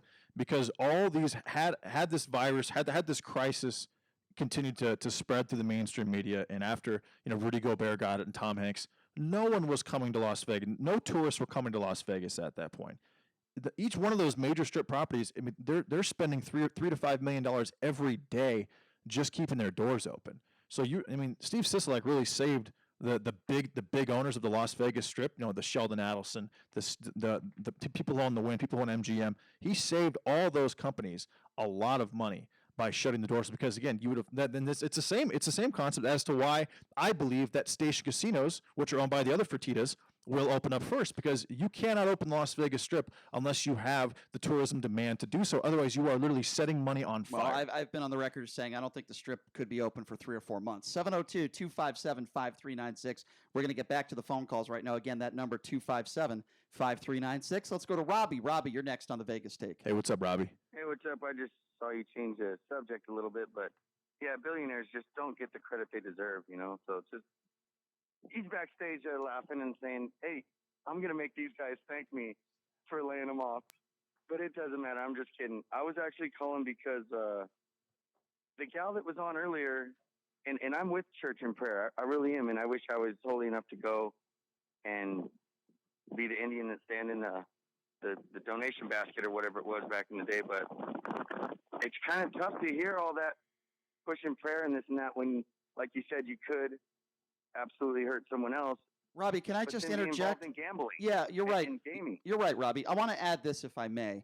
And I appreciate Annie Black coming on, but here's the part of that interview that is so troubling to me. It's the one part of that interview where I think she made a huge mistake. I have no problem with her praying in her car in front of a church. That's fine, because that's social distancing. But I asked her a very, very, very fair question and a logical question, and she couldn't answer it. I said, are you okay with hundreds of people gathering inside churches? All she had to say was, no, I'm not okay with it. She danced around the question. This is the problem with some of these Republicans and the alt-right. They can't even answer a simple question like that can put you or me or JD or anybody in harm's way because people are children or our parents. Exactly. And that's my problem with people like Annie Black. And all due respect to her, I appreciate her coming on.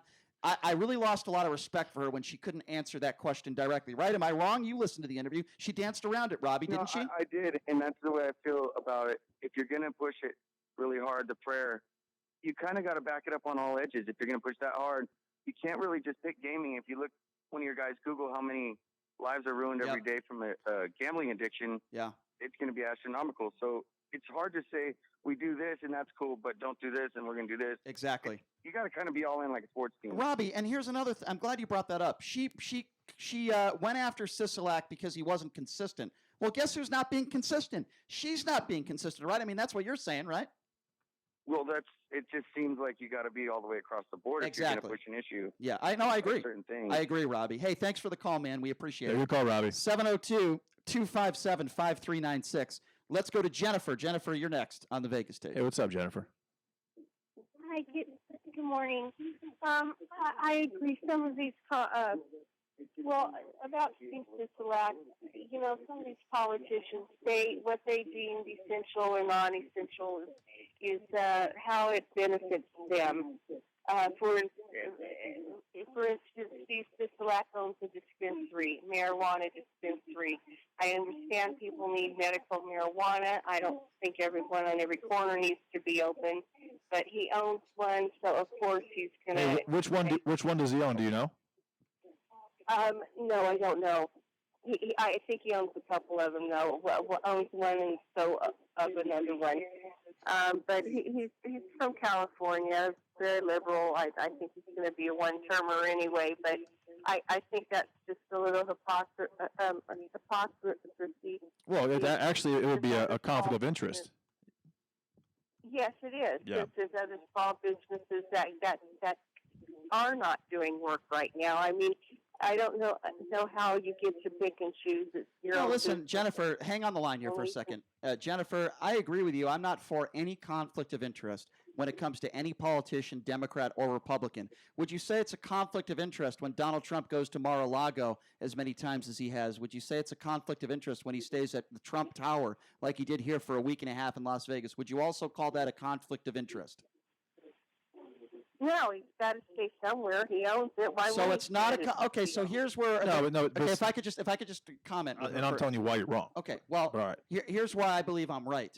It is costing the taxpayer money, and it is money in the Trump family's pocket when he stays at a Trump hotel or Mar-a-Lago. Now, you just said, well, where else is he going to stay? Is that a joke? There are places all over Las Vegas that he could have stayed at. The one place. I know, but it'd be more expensive. He'd be spending more money, and he's got, What do you think he would have spent more? So you think he saved money while putting more money in his family's pocket? So you're not willing to call that no, hold on a second. You're not willing to call that a conflict of interest, but yet you want to go after a liberal. Why can't you be consistent and say, you know what? It's wrong when Trump uses taxpayer-funded dollars to play at his golf courses. Why can't you be consistent with your opinions? Because it's not the same thing, Brian. Yes, it is. No, it's not. It's a conflict of interest. This is much worse because Steve Sisolak is choosing what businesses are essential and what aren't. And if he owns a couple of dispensaries and he's deeming dispensaries essential, then he is making that decision to keep them open to put money in his pocket. Last I checked, Donald Trump he's not staying at Trump Hotel right now. He's not going to Mar-a-Lago right now. Mar-a-Lago is making no money right now. I didn't say it was happening now. This is happening now. I didn't say no. This is happening during a crisis. It is a totally assuming what she's saying is true. I don't know if it's true or not. I've never heard of it, but assuming it's true, and Steve Sisolak actually owns a couple of dispensaries, and he has a choice to keep those open as opposed to other small businesses. That is significantly more, number one, in my opinion, egregious than Donald Trump during a normal economy using taxpayer money to stay at Mar-a-Lago or to stay at his hotels. First of all, I didn't say on a level of egregious. I wanted her to admit that was also conflict. And I'm saying it's not the same thing. If I could just finish. I didn't say.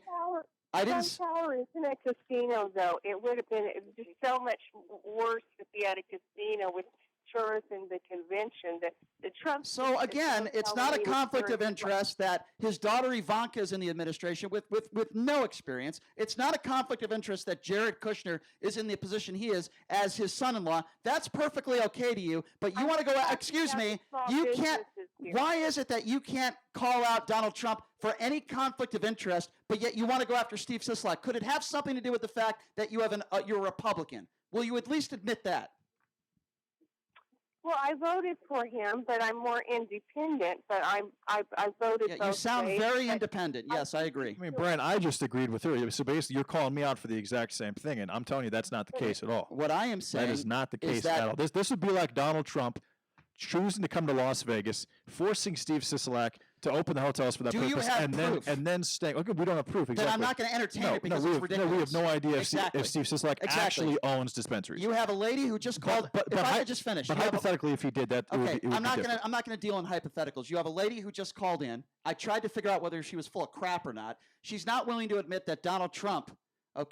Donald Trump decided to stay at his own hotels, plays at his own golf courses, and that's not a conflict of interest. She wouldn't admit that, but she wants to have some sort of conspiracy theory that Steve Sisolak owns all these dispensaries.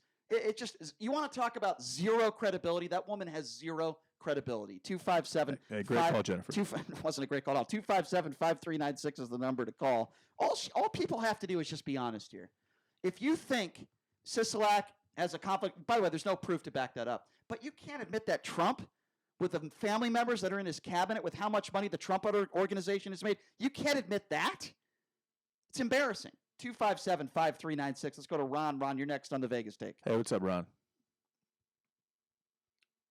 Hello? Yeah, Ron, go ahead, man. How you doing, guys? Good. Doing well. Hey, defend Brian in this because it was several months ago. I do got to admit, when they were having the different candidates for presidential positions, Brian did say he would vote for Trump. Brian said, and correct me, Brian, if I'm wrong, but you said you would vote for Trump if that would be the best candidate for the country. And but he is. It's hard for me, Brian, to tell whether you're a little bit left to the center or right, because you do attack our president, but did we lose? Okay, you schooled me, and this is another reason why I like you, because you're respectful and you know how to debate. And I agree with everything. I agree with everything you said except for the respectful part. I'm sorry, Ron. Go ahead. You're respectful to me. You're respectful to well, me. because you're a good caller, Ron. Because you're a good caller, Ron, and you're a smart guy, and we don't agree. You know, people. Someday. But, thank you, Ron. My other yes. My other deal is Brian. I want your opinion on this. The Republicans and the conservatives, they're not going to forget this. And if Trump happens to lose presidency, they're going to do the same thing, and the country's still not going to go nowhere. They're going to do the same thing to a Democratic president because what's good for the goose is good for the gander. No, Ron, good call, and I completely agree with you. I don't know what's going to happen in 2020, but I think it's fair to say that this coronavirus, this pandemic, regardless of whether you agree or disagree with the president's response, I don't think this is helping the president at all. Let's go to Jim. Jim, you're next on the Vegas Take. What's going on? Hey, what's up, Jim? Well, good morning. My politics really were apathetic after Bush. I actually voted for him, and I'm a Democrat. However, I did vote for Bush.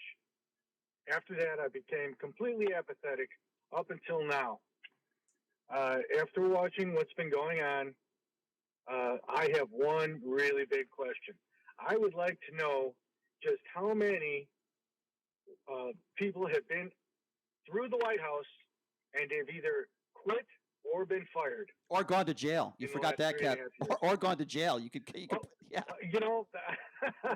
Apropos, I had always thought that Richard Nixon was our biggest criminal and the most dangerous president we have ever had. And now, wow, I think he's been topped. Well, after listening to the dictator speech. Yeah, let me say this, Jim. Scary. Jim, I don't think you could have personally picked a worse president to be leading this country at this time during this pandemic. I got to be honest with you. I am amazed at what I'm listening to now. I wish sometimes I wish I would have just stayed with my head in the sand and been quiet at the parties where there's my liberal friends on one side of the room, like my ultra conservatives are on the other side. Yeah. And my middle of the road common sense politics is not welcome by either. And now what I'm seeing is I cannot believe this. Where we are today, Jim, you can't be in the middle. You can't be in the middle in today, right? If I go after Donald Trump, all of a sudden I'm a liberal, I'm a libtard. And if I go at, the times that I have criticized Barack Obama, the times I have talked about Bill Clinton, and yes, I do think Bill Clinton is a rapist, the times I have said things like that, then people go out and call me a right-winger. It's just, you can't be in the middle and just be a logical American anymore. You have to be on one side of the aisle. It's like being a Lakers fan or a Celtics fan, and I'm tired of it. I'm tired of where we're at today in politics. I really am. My own friends, my own family have accused me of either being, depending on which side of the room, either being a stormtrooper in the closet or an out-and-out socialist, because I believe that the insurance companies have just ruined medicine for the United States. Well, I know I cannot. Excuse me. Yeah. These are my opinions. Yeah, no, and I can't speak about you being in the closet or not. I'm sorry, that was a horrible joke. No, but in all seriousness, yes, you can. The political closet, Brian. The political. I know what he was saying. Right. It was a joke, JD. You don't get my jokes. It's all right though. It's fine. It's fine. This is not a time to joke, Brian. Okay. It's really. It's a very serious time. Really? No comedic relief It's whatsoever. not a time to laugh. Nope, at all. no laughing, no joking. I think if Brian's in the closet, that's his business. There's nothing wrong with that. I got a lot of skeletons in And my I closet. wouldn't laugh at that because I wouldn't be surprised. 702-257-5396 is the number to call. Let's go to Troy. Troy, you're next on the Vegas Take. Hey, what's up, Troy?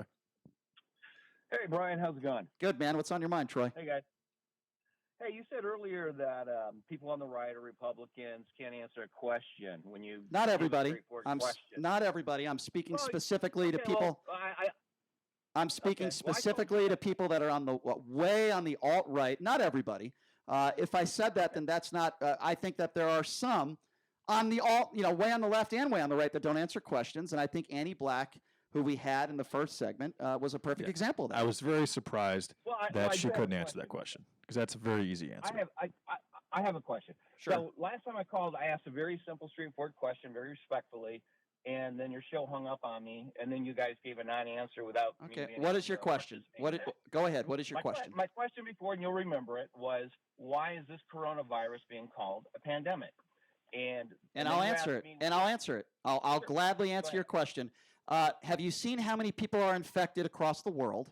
Have you seen how many people have died across the world? I'll even go in this country. Do you understand the fact that we don't have a cure? There is no cure for this virus right now. All the experts have saying we have never seen anything like this before. It is killing people. It is killing a lot of people. A lot of people are infected. And that's really, to be honest with you, that's the definition of what a pandemic is. This is a very serious situation. Why do you not understand that? I just answered your question very logically, best and honest as I could. Okay, so let me respond if you would, please. Well, one thing you said was correct, that it is worldwide, but a pandemic has another important part to it. It has to affect an exceptionally high proportion of the population. And you don't think 2% or 3% of people dying that get this virus, you don't think that is a high percentage? You don't think that's cause of concern? That's of that get the virus, Brian. That's of that get the virus. Let me finish. The cases only meet 0.2% worldwide and in the United States. So only 0.2%. Because we haven't been tested. Do you not understand that? What are you talking about? There's over 500,000 people that are infected. But what he's saying is that if we test more, we'll find out. And actually, Michael Burry, who the Big Short is based off of, the genius who came up with the housing crisis in 08, what he's saying is that if we do test everybody, we're going to find out that people that the percentage of the population actually affected as in go to the hospital, die, have serious symptoms is going to be close to 0.2 or 0.3%. And we don't know that for sure. I'm only going by the numbers we have right now. Here's my whole point. My whole point is you don't call it a baby or a toddler a teenager until it becomes a teenager. So what is your point? You think we should open everything up? You don't think this is what is your point? Pandemic or no pandemic? Do you disagree that you think the strip should be open? What are you trying to say? Yeah. Absolutely. You think the strip should be open right now? Do you realize how asinine that opinion is? Do you realize how dumb that you're trying to now I know why I hung up on you. Get lost. Goodbye. Really, really good call. Appreciated it. Yeah. Also, I think that the Strip can't be open until. Now I remember why I hung up on that moron. Because well, the Las Vegas Strip depends on a lot of international travel, which shouldn't be huge for probably, I would say, maybe 4 to 6 months. But it also needs domestic travel. So until until 10 or 12 good sides, like once Texas opens and Arizona, assuming California and Washington, Oregon, don't decide not to open just for political purposes. What's up? We disagree on a lot of things. We do, yeah. And that's okay. Yeah. Can you please agree with me that last guy talking to me about whether it's a pandemic or not, and then saying we should open everything up? We agree he's an idiot? Well, please, can you just call him an idiot once? I'm not going to call him an idiot because then people will start calling in and calling me an idiot, which I don't want to happen. But it's obviously a pandemic. It's obviously. So we agree on that. Now it started as an epidemic in China, but even then it really wasn't an epidemic because there was only 80,000 cases with 2 billion people. So that's the first opinion he had, which was ridiculous. How about the second opinion? When I asked him, do you think we should just open everything up? What's your point? And he said, yes, we should open everything up. As of right now, if you did that, it would not work. But I believe, and I've said this yesterday, that once all the antibody tests are done, and there's been widespread testing not for the virus, because the virus only lasts 20 to 24 days. It doesn't really make a difference. But once those tests are done, we're going to find out that this was a massive overreaction, and it probably shouldn't have taken place in the first place. But we didn't really have a choice because we didn't know much about it. I'd rather have a massive overreaction than a massive underreaction. That is for sure. We're going to take a quick break. We'll get to more of your calls when we come back. By the way, why does a very popular anchor on CNN hate his job? That's what he said. We'll tell you exactly who that is, and we have the audio coming up next right here on the Vegas Take.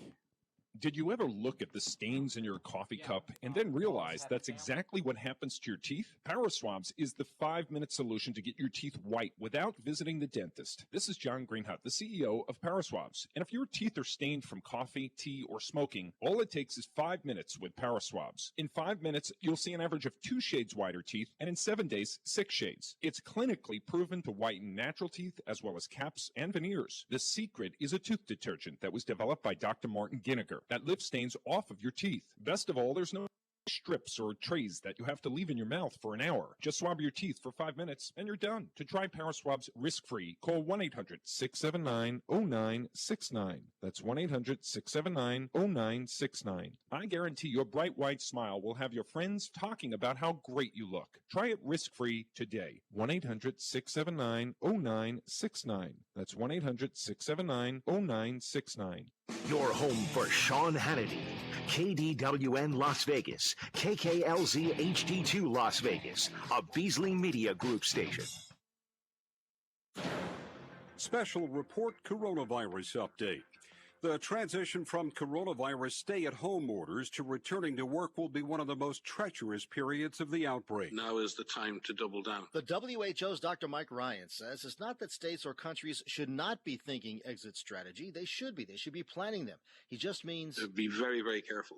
You can't replace lockdown with nothing.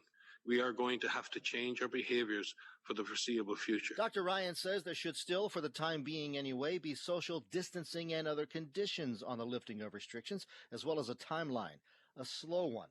California Governor Gavin Newsom hints to that in his teasing of a plan he'll be announcing today for California that includes Oregon and Washington State. Jim Roop, Los Angeles. Photos shared among emergency room staff at Sinai Grace Hospital in Detroit show bodies being piled on top of each other inside refrigerated holding units in a parking lot of a hospital. What one worker calls overwhelming. I'm Mike Moss. Former President Barack Obama is endorsing Joe Biden and taking on the GOP. One thing everybody has learned by now is that the Republicans occupying the White House and running the U.S. Senate are not interested in progress. They're interested in power. Obama says President Trump has failed the needs of Americans during the pandemic. The House and Senate have pushed back their next meeting until at least May 4th to protect lawmakers from the virus. That's a change from their plan to convene in Washington next week to consider new legislation to prop up the hard-hit economy. A federal appeals court has upheld a 2007 deal between federal prosecutors and Jeffrey Epstein that allowed the late financier to avoid federal sex trafficking charges, finding it did not violate his victims' rights. On Wall Street, the Dow is up almost 2.5%, more than 560 points. I'm Mike Moss. It's time to check the roads. From the Leonard Road Traffic Studio. This report sponsored by Liberty Mutual Insurance, where you only pay for what you need.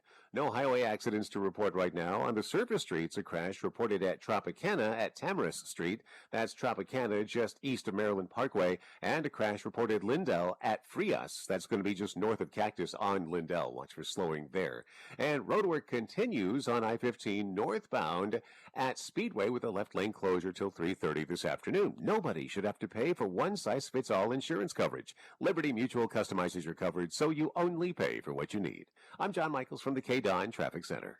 Get the rest you deserve with Helix Sleep. Helix makes personalized mattresses to fit your unique body type and sleep preferences and give you the best sleep of your life. Go to helixsleep.com and get up to $200 off mattress orders. Sometimes you hear an idea or learn about a company and say, finally, it's about time. That's what I said when I met the team at Homey. With Homey, you get a local real estate expert and everything you expect with a traditional agent. Everything except those high fees and commissions. Homey sellers save $10,000 on average. Finally, you can buy and sell confidently and save thousands in good times and bad. Check out homey.com or just text JD to 88588 to receive $250 off your listing fee. Homey's got your back.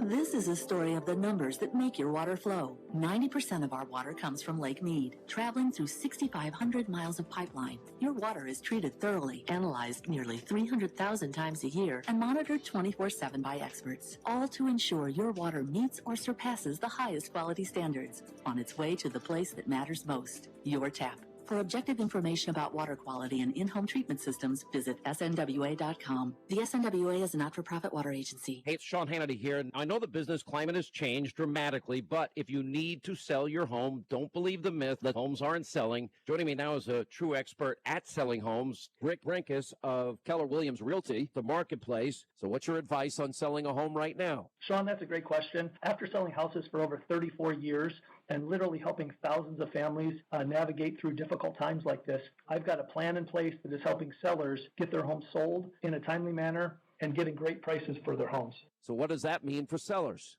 Well, for home sellers, it's a great opportunity right now. What we're finding is there's a lot less competition out there, and we're able to use our technology like virtual tours so you can actually show your house and be completely safe without actually having people walk through your home. It's not necessary to have an open house to sell a house in today's market. All right, thanks so much. Look, don't trust your home to just anyone. Call the Brinkus team today at 702-456-5959, online at thebrinkusteam.com. License number BS 16186.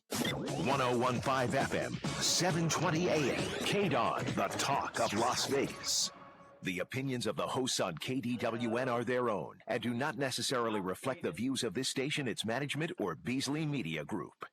Hello, everyone. This is President Trump, the greatest president in the history of presidents. And the only show I listen to is the top-rated show, Sharp and Shapiro. They are the best.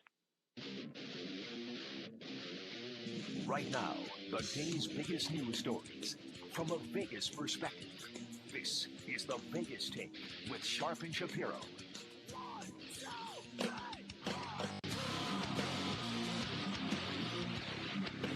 All right, welcome back. It is the Vegas Take. Sharp and Shapiro. Glad you could join us on a Tuesday. By the way, reminder, we got a big show lined up for you tomorrow. Really looking forward to it. Former NBA standout, and he grew up here in Las Vegas. Local hero, I guess you could say. C.J. Watson will be joining us on the show tomorrow. Talk a little hoops with him and the impact on the sports world on this coronavirus. Also, Michael Avenatti's attorney will be joining us on the line tomorrow. He's going to be able to leave jail for a little while anyway, for 3 months. And this is the same attorney who was Jeffrey Epstein's attorney, so a lot of questions to get to. And El Chapo. El Chapo's attorney as well. Her name is Mario Colon. So this will be a very interesting conversation that we will have tomorrow with Michael Avenatti's attorney, as well as C.J. Watson. We'll get back to your phone calls here, 702-257-5396. Listen, we've been talking about consistency with our politicians, right? Consistency. We talked a lot about the Donald Trump press conference. Another verbal squirrel he had with a CBS reporter. This absolute authority, which he doesn't have, but he claims he does have. We've talked about the Fire Fauci retweet. Then we had Annie Black on, Mesquite City Council, running for state assembly. I think she's a smart lady. She said a lot of things that I agree with. But the one question that I was very disappointed in that she would not answer is I said, are you okay with hundreds of people gathering in a church? Are you okay with hundreds of people gathering in a church and putting everybody in harm's way? And she would not directly answer that question. And I think that is extremely dangerous, and we need a little bit more courage from our politicians, even if you're a religious person, you know. And now we're learning that a pastor has died from the coronavirus, and he defied the laws that were put in place. In his last known in-person service, Bishop Gerald Glenn got his congregation at Richmond's New Deliverance Evangelical Church to prove how many were there despite warnings against gatherings of more than 10 people. He said, I firmly believe in God, and God is larger than this dreaded virus. Well, the virus said no. You decided to do something very ignorant and stupid. And by the way, you know, just because he's dead doesn't mean I have to sit here. Oh, don't say anything negative about anyone that's 6 feet underneath the ground. He did it to himself. He did it to himself. This isn't a man who died of a heart attack. This isn't a man who died in a car accident. This isn't a man who died of an illness that he couldn't control. This isn't even a man who, you know, maybe had a poor diet, didn't exercise, and you know, died because he was out of shape. This is a man who defied what the laws that were put in order of social distancing. He contracted the coronavirus because he held service, and now he's dead. This is in Virginia. Yeah. Now he's dead. And I'm not going to sit here and say what a dope, he deserved it, but I'll tell you what, the thought has definitely crossed my mind. I mean, what do you expect? What do you say to somebody like that who downplays the virus, who defies, puts our lives at risk? And I go back to the drunk driving analogy because I think it's very important. What would you say to somebody who is completely tanked, who's had 30 shots, and then decides to get into his car and kills him or herself? Now, yes, it's a tragedy. Wish it didn't happen, but they did it to themselves. That's what this pastor did. And I don't care who you are. I don't care if you're running for Mesquite City Council or if you're the president of the United States. I don't care how much power you have in politics or what kind of platform you have. I don't care if you're Kim Kardashian or Kanye West. When you think it's okay and you don't talk against hundreds of people gathering in a church, you are putting lives at risk. You're putting my life at risk. And I'm tired of ignorance. I don't care if you're a stupid person. I care about if your stupidity can affect me. And when you gather into a church of a couple hundred people, or you're not willing to speak out against it and say, no, it's not okay, you're putting my life at risk. And I take offense to that, and you should too. The number to call, 702-257-5396. Again, that number to call if you want to be a part of the conversation is 702-257-5396. Yeah, I obviously don't agree with the pastor, and it's very, very sad that he died, but obviously he assumed the risk. That being said, I think it's very interesting that anyone who has been publicized, you know, speaking negatively about the coronavirus, or no, you've seen someone that licked a toilet seat, they got the coronavirus. There have been 2 or 3 pastors, and anyone who mocks the coronavirus seems to publicly die due to it or get affected by it. I find that to be a very, very interesting dynamic. Well, why is it an interesting dynamic? If you take your tongue and you look at toilet seat, it's probably not the healthiest thing in the world to do. There's a good chance you could catch a disease. No, I understand. I said there's been 6 or 7 people in the United States that have been outspoken about how the coronavirus isn't a big deal. And for whatever reason, call it a coincidence. Well, it's not for whatever reason. It's because of their behavior. But 6 or 7. But those people. What do you mean have all either contracted the virus? Well, of course they have. Or they have died of it. Well, you said it's because of their behavior. No, but when you contract the virus, the chance of you actually having symptoms of it being a severe case where they could actually affect your health, are relatively small. So I think it's interesting that those who are you can call it karma. You can just call it simple karma. But those who are outspoken against the virus.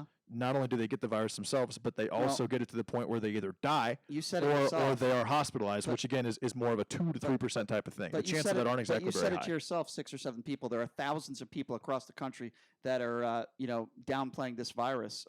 We're talking about a pastor who got the virus and died because of his stupidity. Make no mistake about it. Make no mistake about it. And people like that should be called out. And I understand his family is grieving. I get that. I understand he probably had a lot of friends. He put everyone's lives at risk, and I wonder if there's anyone else from his congregation that has contracted the virus. I wonder because of his stupidity. 702-257-5396. Let's go to Jimmy. Jimmy, you're first up. What's going on? How you doing today? Hey, what's up, Jimmy? When you're saying that he died because of what he did, you don't know for a fact that he caught it there. And how many of his parishioners died from this? All right. Is Well- he the only one? Well, let's start. But that's not why I called. Do you I want me to called answer? because- Do you want me to answer your question, or do you just want to move on? I got something else to say too. Go Okay, ahead. I will gladly let you stay on. Do I know 150% for a fact that he contracted the virus from his congregation? No, but here's what I do know. He defied the laws. He defied the ordinance. For weeks, he was downplaying the virus. He gathered in a large group in a church. So I don't think it's out of the realm of possibility for me to assume that there is a good chance that he contracted the virus because he was defying orders and not doing what he was supposed to be doing. So I think it's a very fair opinion. So go ahead and make your other point, sir. It seems to me with the governors that are telling Trump they'll open when they want to open. It's funny that it's just the left coast and the right coast that are, the East Coast and the West Coast that are stacking up, going against Trump. It seems as if, like we got this pandemic going on, right? And you still got the Democrats battling Trump 24/7, 7 days a week. It's out of control. So can you give me an example in the last week of a Democrat that, in your personal opinion, has said something in battling Trump that you disagree with in the last week, so we can discuss it together? A week ago, they were all begging for him to help him, and now they're all going against him. It just Okay, seems so funny can that you a give week me a later, specific? they totally fair enough. changed. Can you? Okay, because it's hard for me to have a debate with you and you're not being specific. I can't just generalize and speak for all Democrats. I don't speak for anybody, quite frankly. Can you give me a specific example of a Democrat that you, in the last week, that you disagree with, that you say was begging for help and now is speaking against him? Cuomo was begging for. He wanted every breathing machine in the country. And what did he say in the last week that you disagree? Everything. Okay, now, first of all, I'm not going to go after Cuomo for begging to save lives in his own community. That's number one. Number two, hold on. I'm not going after him. I'm Okay, just telling you fair the enough. facts. Okay, But so he let's go to was number two. 700% Okay, off. so Brian. He was, let he me- was incredibly off. Okay, he needed nowhere near okay, the amount okay. that he asked Well- for, and he tried to accuse Trump of not giving New York what New York needed. Okay, so let me ask you this. What did he say that you disagree with, as far as your opinion, going after the president? Just saying that a week ago he's begging for help, and now. And what did he say that was going after the president? That Now he's going to defy Trump's order. Okay, first of all, it's not defying an order. Do you understand what the Constitution says? The president does not have that power. It is the governors that have the power. So I'm asking you to be specific and give me one thing that Cuomo has said that you think was unfair in going after the president in the last week, sir. Go ahead. You don't get my point. I'm asking you a That's the question. same question. You're saying that your point is you're saying Democrats are going after the president, and I'm asking you to give me one specific thing that one Democrat has said in the last week that you think was unfair in going after the president. I'll give you a second opportunity. Go ahead.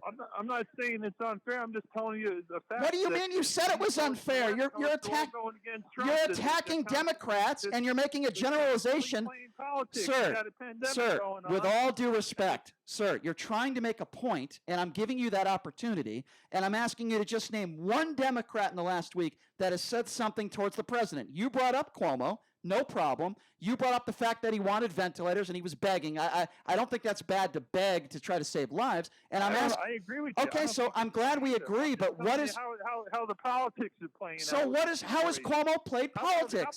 Why can't you answer my question? And solve the problem. Why can't you answer my question? You brought this up, not me. Give me one thing Cuomo has said in the last week or in the last month, quite frankly, that you think was unfair and going after the president. Go for the third time. Go. Well, I mean, the liberal media. All right, the liberal media. All right, bye-bye. See you later. See you later. Bye-bye. You can't answer another. What a shocker. Another biased person that can't answer a simple question. God, it's just unreal, folks. Unreal. If you're going to call up this show and you want to make a point, give one example. You can't generalize and say Democrats are going after Trump. Give me an example of something that somebody said. I might disagree with you. I might agree with you. Have a little bit of intelligence when you're trying to make a point. 257-5396 is the number to call. Let's go to Carl. Carl, you're next on the Vegas tape. Hey, what's up, Carl? Hi there. I just have a comment. I'm tired of the political ping pong game and the balls cracked. And I just thought, what a great for a third party. Call it the People's Party that's transparent. I love that idea, Carl. And then between the Democrats and Republicans, our record would be on record. Yeah. We'll even give them all our time during the debate so they can fight. Well, Carl, I'll even go a step further. And by the way, I agree with you. I've been saying this for years, Carl. I think the two worst words in this country are Republican and Democrat. Why? Because too many people make decisions based on what party they're in and not what's good for the country. The sad part about it, Carl, is what's good for themselves. I wish there were more people in this country like you, Carl, that thought that way, because I think the country would be a much better place to live, and I think there'd be a lot of less biased people out there. The problem is there's way too many people on the alt-right and way on the left, and sadly, we're never going to elect somebody like that. I wish we would, Carl. Back to the caller before, Carl, I really think that all of this should be, I understand that there's a political element to this and there's an election in 2020. But let's get through this pandemic first. Let's contain this virus. Let's limit it. And then after the fact, let's figure out who is actually at fault. And right now, what the media is doing is not helping us get through this pandemic. What they're doing, trying to continue to divide the country politically is not helping. Doing that? The media is doing that, Brian. Who specifically is doing that?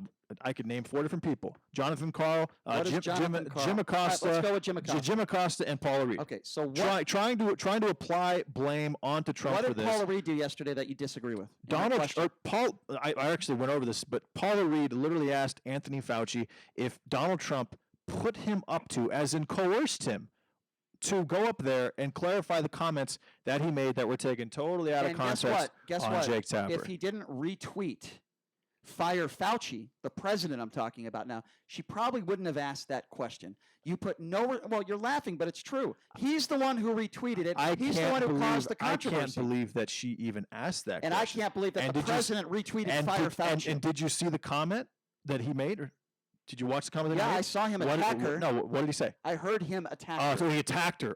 So he attacked her. Yeah, he did. It wasn't a standard retort. It wasn't a retort in kind. He said he called her a third-rate. He called her a third-rate reporter. I'm talking about Anthony Fauci to Paula Reed. What about it? What did Anthony Fauci say? What about it? He said, "Hey, come on.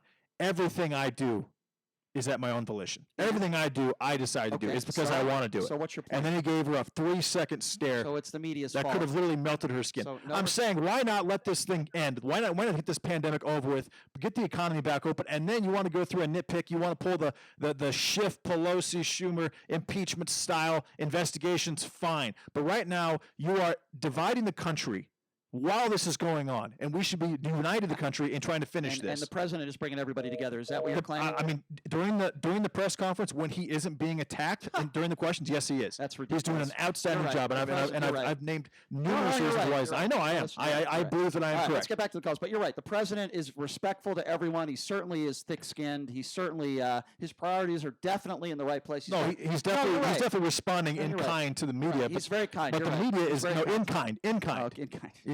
Okay, in kind. Let's get back to the phone. Not kind. 702-257-5396. Let's go to Dwayne. Dwayne, you're next on the Vegas Take. Hey, Dwayne. Okay, guys, I don't think we should be going to church. I think we need to just stay at home, do it by the internet, okay? Because it's not safe. Well, you're right. It's definitely not safe, and this you're absolutely right. That's a very good point. And I don't think we should reopen any city, okay, till we get it figured out. Yeah. It's all about money. It ain't about saving lives. Actually, Dwayne, $dollar. it's right now the economists are predicting that the entire country's unemployment rate is going to hit 20%. That's okay. That is not okay. That is not okay, Dwayne, because we don't have the money. You can't do that and not allow the Paycheck Protection Program to get increased by $250 billion. So let's put everybody's lives at risk. How many lives are at risk that are being ruined because you're unemployed at home and you're sitting there and you can't go anywhere? That is the most ridiculous take you've had all week. No, it's not. No, it is not. Brian, You're saying you've got 22 million people right now that have been battling addiction. What are they doing right now, Brian? So let me. What are they doing? Let me just get your. A lot of them are relapsing. A lot of them are overdosing. If I could just get your. I mean, if I could just ask you a question now, because I want to get you on record. I'm trying to understand what you're saying here. You're saying that due to the unemployment numbers and people that have addiction, we should just reopen everything and put everybody at risk because of those that have addictions. Is that what you're saying? First of all, I don't think everybody is at risk. And I'm not saying we should reopen. Of course everybody's at risk. I'm not saying we should reopen everything, Brian. So what are you saying? I'm saying, and I said the same thing yesterday. Because people that have drug addictions, we should put people like me at risk? It's not just people with drug addictions. It's people that are at home with their kids right now. So what are you saying? I mean, not everyone just sits in their own place. So tell me what you're saying. I'm saying, Brian, there's a lot of people that are being damaged by being unemployed and being at home. There's a lot of stress. You're right. There is no sports. There is no working out. So because there's no sports, let's open up the country and bury people. Now you're taking one part of my statement and you're trying to turn it on me. What are you trying to say? Which is not going to work. It's not going to work against me, Brian. What are you saying? It just won't. What are you saying, that we should open up the country? What are you saying? I'm not. I told you yesterday what we should do. What? We should open the country based on the positive testing rate of each individual state. We don't have enough tests. Yes. No, we don't. We've only tested several million people. That we don't have enough tests. We've tested 3 million people. We're testing in high population areas. The virus started when, Brian? When did the virus start? Well, you could ask me. I think the virus actually got here in December. Okay, well but there was a different strain of the virus. Let's get to it. Oh, okay, fine. All right. I thought Dwayne was still on hold. Sorry, he was, but we forgot. Anyways, Brian, if you had the virus on, we'll say March 10th, when basically all this stuff started, if you were an asymptomatic case, you don't have it anymore. Okay, but this is what I don't understand about what. So you have all these different people that had the virus that were spreading it to people that were silent carriers. Well, those people they don't have the virus anymore. You don't know how many people have the virus. You don't know that. Well, Brian, what I'm saying is, if you had the virus on March 10th, what I do know is that it's still not in your system today. You brought up unemployment, and you brought up unemployment. I brought up people at home whose lives are being ruined. That's what I brought up. You brought up unemployment. Yes, that's part of it. And you brought up people that are struggling. Let me tell you something. Which is a lot of people. Okay, let me give you my opinion now. I would rather have people unemployed, and I would rather have people struggling at home in quarantine than people dead. Okay, that's what I would rather have. But you're not understanding that. No, I totally understand. People struggling and being at home in quarantine could lead to death. You cannot convince me that you aren't understanding that element. You are making the argument that you are making the case. Anyone, hold on a second. And you're one of many people. You're making the case in the argument that anyone who wants the economy to open back up is not thinking about human lives. And I'm saying there's two sides of the equation. You are making the argument. There's both sides, which Trump has been trying to do since day one, which is minimize deaths, minimize economical damage, and maintain public morale while people are at home. So your argument is you think more people are going to die if we put people in quarantine and people are unemployed. Is that your opinion? I think the numbers will be relatively close. That's insane. Actually, that is ridiculous. Actually, you know what, Brian? That is how many suicides took place in the United States last year? Answer that. That is insane. The answer is 50,000. Right now, there's 25,000 deaths. So in a perfect in a perfect economy, in a great economy, 50,000 people still killed themselves last year. And where's your data saying how many people have killed themselves because of the coronavirus? So where's your data? We don't know yet. Exactly. But we do know that when people are at home with nothing to do, if they have addictions, if they are relapsed, if they're around their wives or their kids for too long, a lot of different things are factoring in to literally being stuck at home for months at a time. So it goes back to the question that I just asked you 2 minutes ago. Because people are in quarantine and some of those people might have drug addiction, you want to just reopen things. It's not just some, it's literally 8% of the population. So what is I don't understand your point. That is 10 times more people than the worst expected death rate was for the United States based on the IHME modeling that has now changed 97%. I'll tell Governor Sisolak to reopen everything because you think people are suicidal and people have drug addictions. So let's just, for the rest of us that don't have drug addictions and are going through difficult times but don't have addictions, let's just end the social distancing and let's just let people get back to life as normal. You're also not factoring in the fact that, let's say there was 1 million people that had the virus in the United States on March 10th. How many of them have it now? That's not the case. 1,000? Why 2,000? That's not the case. Well, how did it spread so fast? What do you mean, how did it spread so fast? How did it spread fast? What do you mean, because there were asymptomatic silent carriers, Brian. We don't know how many people had the virus. All we know is how many people have been tested positive. There have been antibody tests done all over the world. The one in Germany, 2 days ago came out and said what? I don't even know where you're going. It You're tested, all over the place. No, I'm not. You're talking no, about I'm not. unemployment numbers, and you're talking about You're telling me that I have no idea how many people. I know this right now. People in the United States, there's a lot less that have the virus now than did on March 10th or March 15th. So what is your point? Because asymptomatic carriers don't carry the virus for more than a month, Brian. And it's been a month since we've been locked down. You think we should open things? I don't understand what you're saying here, because people are suicidal and they have drug addiction, that we should just be lenient on some of these laws? I don't understand what you're saying. The economical damage, the unemployment, people being stuck at home, in the millions. Right now we have almost 300 million people stuck at home, basically. I think that number is going to add up to significantly more than the death toll from COVID-19. And I believe if we have it your way and we're more lenient because of those people that are stuck at home or might be suicidal, the death rate is going to go much higher, because that would be very irresponsible to make a decision like that. Because some people in this country have I would make that case had it been early March that this was taking place, or this say today was March 16th. But we are literally a month down the road. So a lot of those cases that gave the virus to other people don't have the virus anymore, Brian. I just don't understand. You're all over. How do you not comprehend that? What does that have to do with what you just said about unemployment and suicide? I'm confused. What does that have to do with? That's a different subject.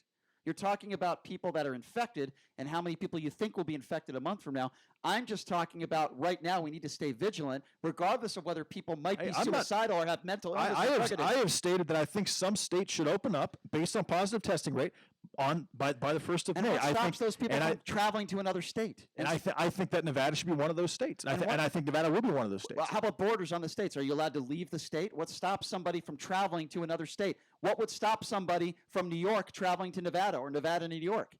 Just open up the states with no borders? I mean, that could take place, but I don't see it happening. All right. Well, there's a lot of people that are struggling. There are a lot of people that are unemployed.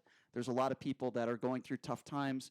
We're all going through tough times. That's not an excuse, in my personal opinion, to be lenient. We got to take a quick break. We'll take your calls when we come back. 702-257-5396. What are your thoughts on that? Do you agree with JD? Do you agree with me? Give us a buzz. 257-5396 is the number to call. Take a quick break. Be back right after this. So I don't know if you saw this, but there was just this big study about anxiety among us. Really interesting in this study about what can keep us up at night. One of the top stressors out of all the things to worry about is paying for health care.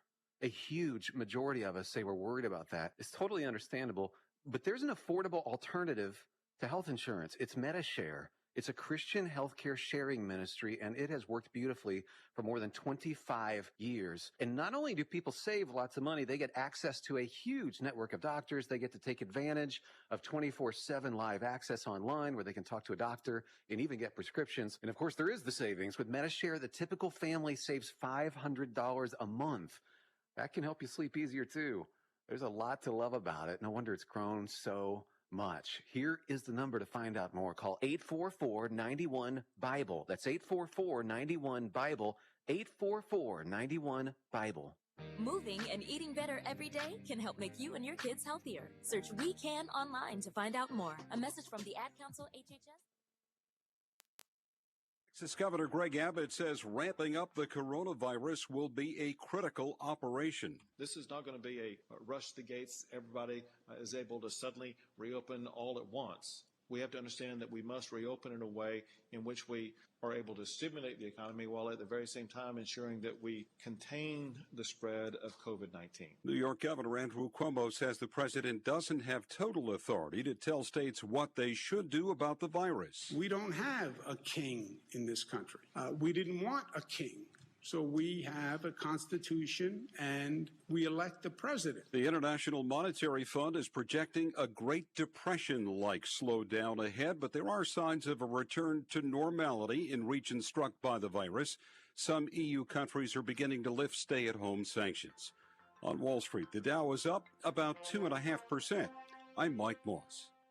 It's time to check the roads. From the Letterman Road Traffic Studio. This report is sponsored by Liberty Mutual Insurance, where you only pay for what you need.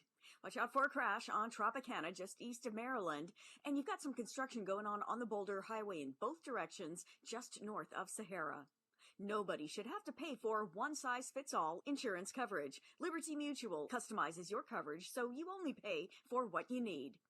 I'm Danny Sullivan, and that's a look at the roads from the KDON Traffic Center.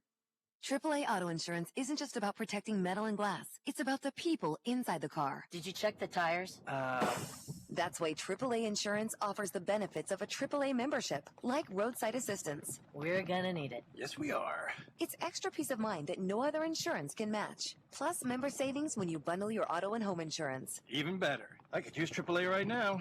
Join today at AAA.com. Get great auto insurance and more for the road ahead. AAA. Outsmart life. Hey Vegas, this is Kelly with Westar Credit Union. We've been through a lot in our city, and we always rally and come together. These times are no exception. We love you, Vegas, and we are here with you. Vegas strong, now and forever. Westar Credit Union, where you matter. Join Coach Harvey Hyde and Chuck Hayes Saturday evenings from 9 to 10 p.m. for Trojan Football Report, presented by South Point Hotel and Casino, here on 101.5 FM and 720 AM KDWN, where Las Vegas comes to talk. Lerner Road's giving away $4,000 in Walmart gift cards every week to people who are having an especially rough time right now. If you know of someone who could use a $200 Walmart gift card, maybe someone who was recently laid off, a single mom, or even a senior citizen next door, email us their name, phone number, and a brief description of why you're nominating them to winners@lernerandrow.com. Help us spread love and positivity during these uncertain times. For more information, go to the Lerner and Row Facebook page. Lerner and Row is the way to go. Call 877-1500. Chuck Guido, managing attorney. 101.5 FM, 720 AM, KDON, the talk of Las Vegas. Mark Levin, weekdays 3 p.m. to 6 p.m. Now back to the Vegas Take on 101.5 FM, 720 AM, KDON.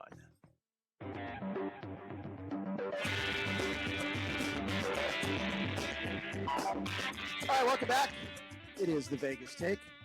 Sharp and Shapiro. Glad you could join us. By the way, Michael Avenatti's attorney will be joining us on the line tomorrow. Also, former attorney to El Chapo. And who was I'm thinking of somebody else that she was the attorney. Epstein. Jeffrey Epstein. That's right. Oh, my goodness. So that'll be interesting. A lot of questions. Also, I can report that I've been watching Narcos Mexico. I've moved on to season 4 of How about Narcos. that? And they actually they portray a very young El Chapo and how he got started in the cartel. He was actually a By the way- driver. And by the way, El Chapo and Michael Avenatti do have something in common. Not something that Michael Avenatti wants to have common with him, but he shared a was in the bed. same cell. Yeah. Yeah, they shared a pillow. yeah.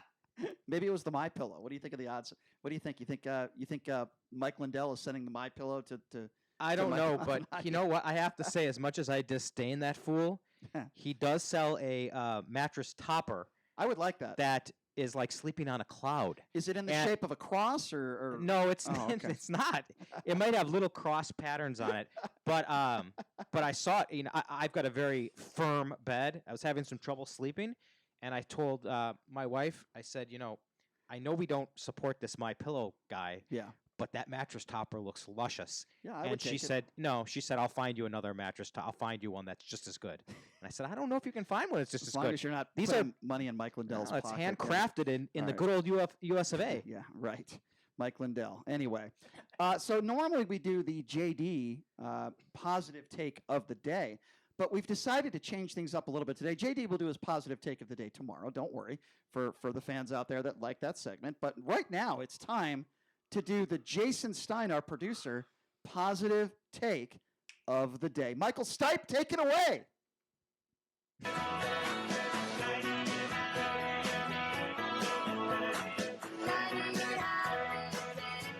Oh, what a great song. What a great song. Don't you love REM? I know that's JD's favorite song in his iPod. Isn't that right, JD? I'm sorry, what? He's not even paying attention to me. JD wasn't even around in 1989. Yeah, I took a little break. I was 4 years old in 1989, Stein. No, I was just saying that I know that's your favorite song. That's Yeah, why I'm a huge fan of that song. It's that's great. That's why it's we a really always great play, song. That's why, yeah, that's why I love that song. We play it just It's for wonderful. you. You should. You should play it more. Absolutely. All right, Stein, it's your positive take of the day. What's going on here? I know you have a very interesting tweet, a Hillary Clinton Yeah, tweet. Tell us this about it. positive take of the day is courtesy of a tweet that I read from Robert Klemko, Investigations for Washington Post Sports. Oh, yeah, we know that guy. He's been covering COVID-19 at the moment because of the news cycle, obviously. But Robert writes, and this is shocking and positive. Last month was the first March without a school shooting in the United States since 2002. Well, that's really something to celebrate, considering the fact that we've all been in quarantine. What a ridiculous take that is. Now, former Secretary of State and First Lady Hillary Clinton retweeted that and wrote, It should not have taken a pandemic to make this possible. And she's right. I mean, there's no mass shootings and there's no school shootings. You know why? Because there's no school and there's no gatherings. Yeah, period. That's why. I'm very surprised that guns aren't just marching themselves out of people's houses and going and shooting people by themselves. Well, I'm very surprised by that. I'm not going to mention the name, JD, because I know you're friends with this gentleman, so I'm not going to mention his name out of respect to you.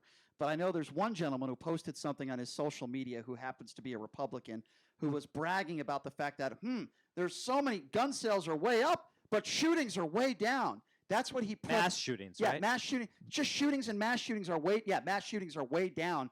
Hey, the person, I mean, JD, you know who I'm talking about. The person who put that up. Hey, dope, okay?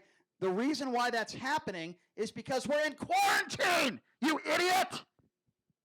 I mean, it's true. That wasn't stupid. necessary, bro. Well, completely necessary. It actually hurts my ears. What a dope. I would imagine the audience doesn't love it either. What a dope. By the way, Chris Cuomo has lost his mind. Yep. Chris Cuomo has officially. Well, he's got a fever of 108, so he is getting delusional. You're right. I think the coronavirus has finally gotten. Chris Cuomo has finally cracked. I think it's CNN, Brian. Well, Chris Cuomo. I can beg to differ. Chris Cuomo has finally cracked. Let me explain. The longtime cable host. He's 49 years old.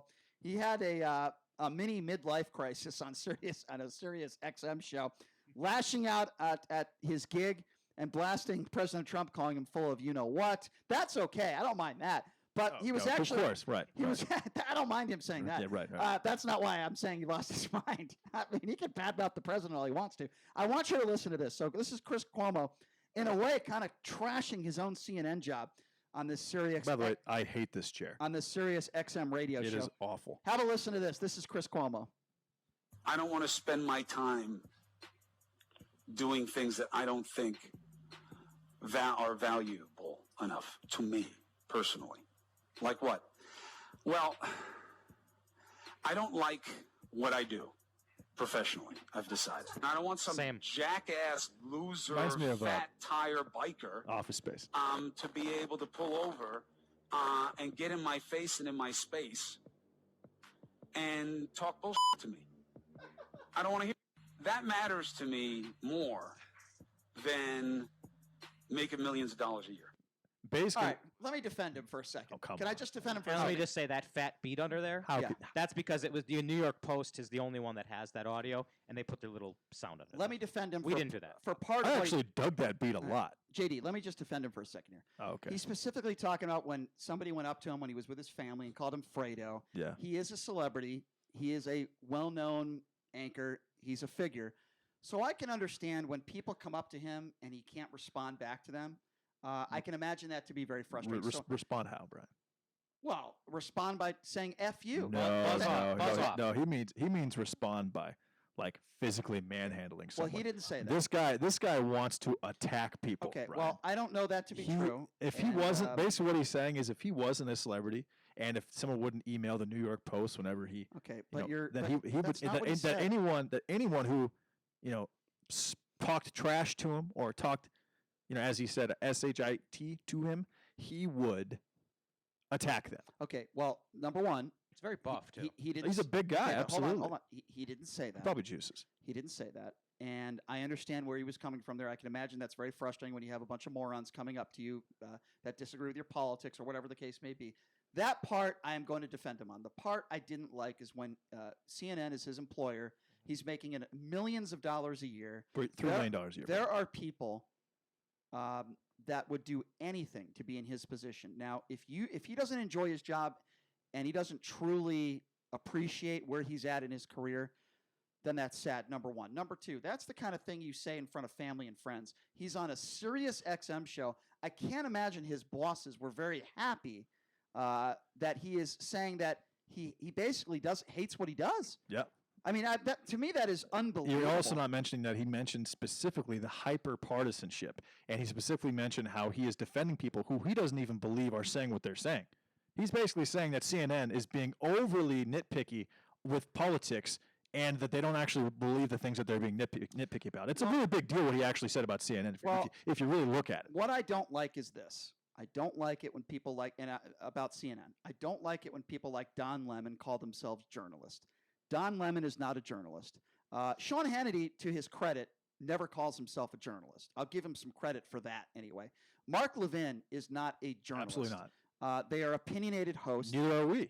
Right. I've never called myself a journalist. But you've been a journalist. But I have, and you couldn't find me putting any post up that was political, that was one way or the other when I was a journalist. But I didn't like it. And the reason why I didn't like being a journalist was because I couldn't be opinionated. But I did my job pretty well. I stayed level-headed on that. I think it is inappropriate for Chris Cuomo, who is making 7 figures a year, who a lot of people rely on and watch. And I'll be honest with you, I like Chris Cuomo. I watch his show. I think he does a good job. Okay. I understand where he was coming from as far as people coming up to him, attacking him. I understand where he was coming from, but I don't like the fact that he is saying he doesn't like, even if that's true, which I find hard to believe, by the way. I wonder how he would feel if he was fired tomorrow. Well, he actually said in an interview, "I've saved all my money. I have plenty of money. I don't need to make more money." His brother is the governor, Brian. I mean, the guy has money. So if he was fired, he'd be okay. I'm sure he'd be okay, but I would imagine his bosses and some of the higher-ups at CNN are not happy with his comments. I've also seen some of the interviews, and I've been quite disappointed with it, by the way, some of the interviews he's done with his brother, Andrew Cuomo. I thought it was very combative and unprofessional. Cuomo, I think, has lost his mind a little bit the last couple weeks. Have you seen the interviews he's done with his brother on CNN, the governor of New York? They have been very combative and very, I'm not going to say disrespectful, but kind of when we're going through the tough times that we're in, he's had several interviews with his brother, and they've become personal. And I found that to be very unprofessional. This is affecting people on their own. I think Chris Cuomo's officially lost his mind. I think we're going to see a Chris Cuomo documentary. A lot of behind-the-scenes stuff that happens at CNN, and a lot of people are going to watch it. You're right, though. He is very jacked. I have a lot of respect for Chris Cuomo after what he did, actually. Well, I mean, I really do. I've always liked Chris Cuomo. I don't like Don Lemon. I never have. I think Wolf Blitzer is like 105 years old. He needs to retire. And I never watch MSNBC. I think it's a horrendous network. It looks like college TV. It's public access television. It's low quality. I just don't watch MSNBC. I watch CNN and Fox News because you have one side of the aisle and the other side of the aisle. I wish I could tell you that there was one network that was completely non-biased. I can't say that. I really can't. There's not one television news network out there that is not biased in one way or another. So I try to watch both sides, and I try to make my decisions. When you say biased, because right now, because we have our own biases. I mean, I support Donald Trump. You don't support Donald Trump, but we're not biased as a show because we bring both sides of the equation. I was talking about TV, and I can tell you right now, I'd rather interview a Republican than a Democrat. I don't want to name some of these shows, but some of these right-wing talk show hosts are cowards. I'm talking about some of these national shows. Why? Because they never take calls from people that disagree with them. You know, I never really understood that. What type of host are you when you don't, or you're not willing to talk to anybody to challenge you on anything? There are people out there and they praise call after call after call. You're so great. You're so great. Thank you for what you do. Take some callers that disagree with you. I don't understand that at all. I respect people for having an opposition so long as it's a good debate and it's somewhat intelligent. What I don't like is people that'll just call you names for no reason, and then they don't have anything to back it up. That's what I really don't understand at all. By the way, I wanted to mention this because I didn't mention it. I don't think this has come to a shock to anybody, but Barack Obama has officially given his endorsement to Joe Biden. Here's what I think Obama did, and here's why I think he did it. I think Obama would have rather seen an Elizabeth Warren as president of the United States. I think there were other candidates in the race that Obama would have liked to have seen. Deval Patrick. But I think, right, Deval Patrick's another one who's been on our show before. But I think because Obama is such a classy person, and I do believe he is, he waited. And I think he likes Joe Biden on a personal level, but I don't think Biden was his top choice. But now that Biden is the choice, Obama did what he should have done, and he did the right thing, and now he puts his endorsement towards Joe Biden, and I'm sure Obama will go with him on the campaign trail. Hopefully, they'll be able to do that when this coronavirus situation is over with. I have no idea when that's going to happen. But again, Barack Obama, former president of the United States, has now officially supported Joe Biden as an endorsement for the next president of the United States. That's no shock. It was just a matter of time. I'm just a little surprised that he waited this long to do it, and I think that speaks volumes of the fact that Obama, wanted somebody else in there. I think it's fair to have that opinion at this point. All right, here's what we're going to do. We're going to take a quick break, And when we come back, we're on our YouTube page again. It's the Vegas Take YouTube page. We're on all forms of social media, and also check out our website, thevegastake.com. But we do get a lot of hate mail, which we enjoy reading to all of you. It's a very enjoyable segment. So coming up next, several comments about your apartment. Oh, I can't wait. Your dwelling. I can't wait. I can't wait to hear can't that. wait either. I can't wait. So we're going to take a quick break, Can't and wait to share it. when we come back, it's the hate mail segment of the day. We'll take a quick break. Be back right after this. You're listening to the Vegas Take right here on the all new 101.5 FM, 720 AM, KDAWN.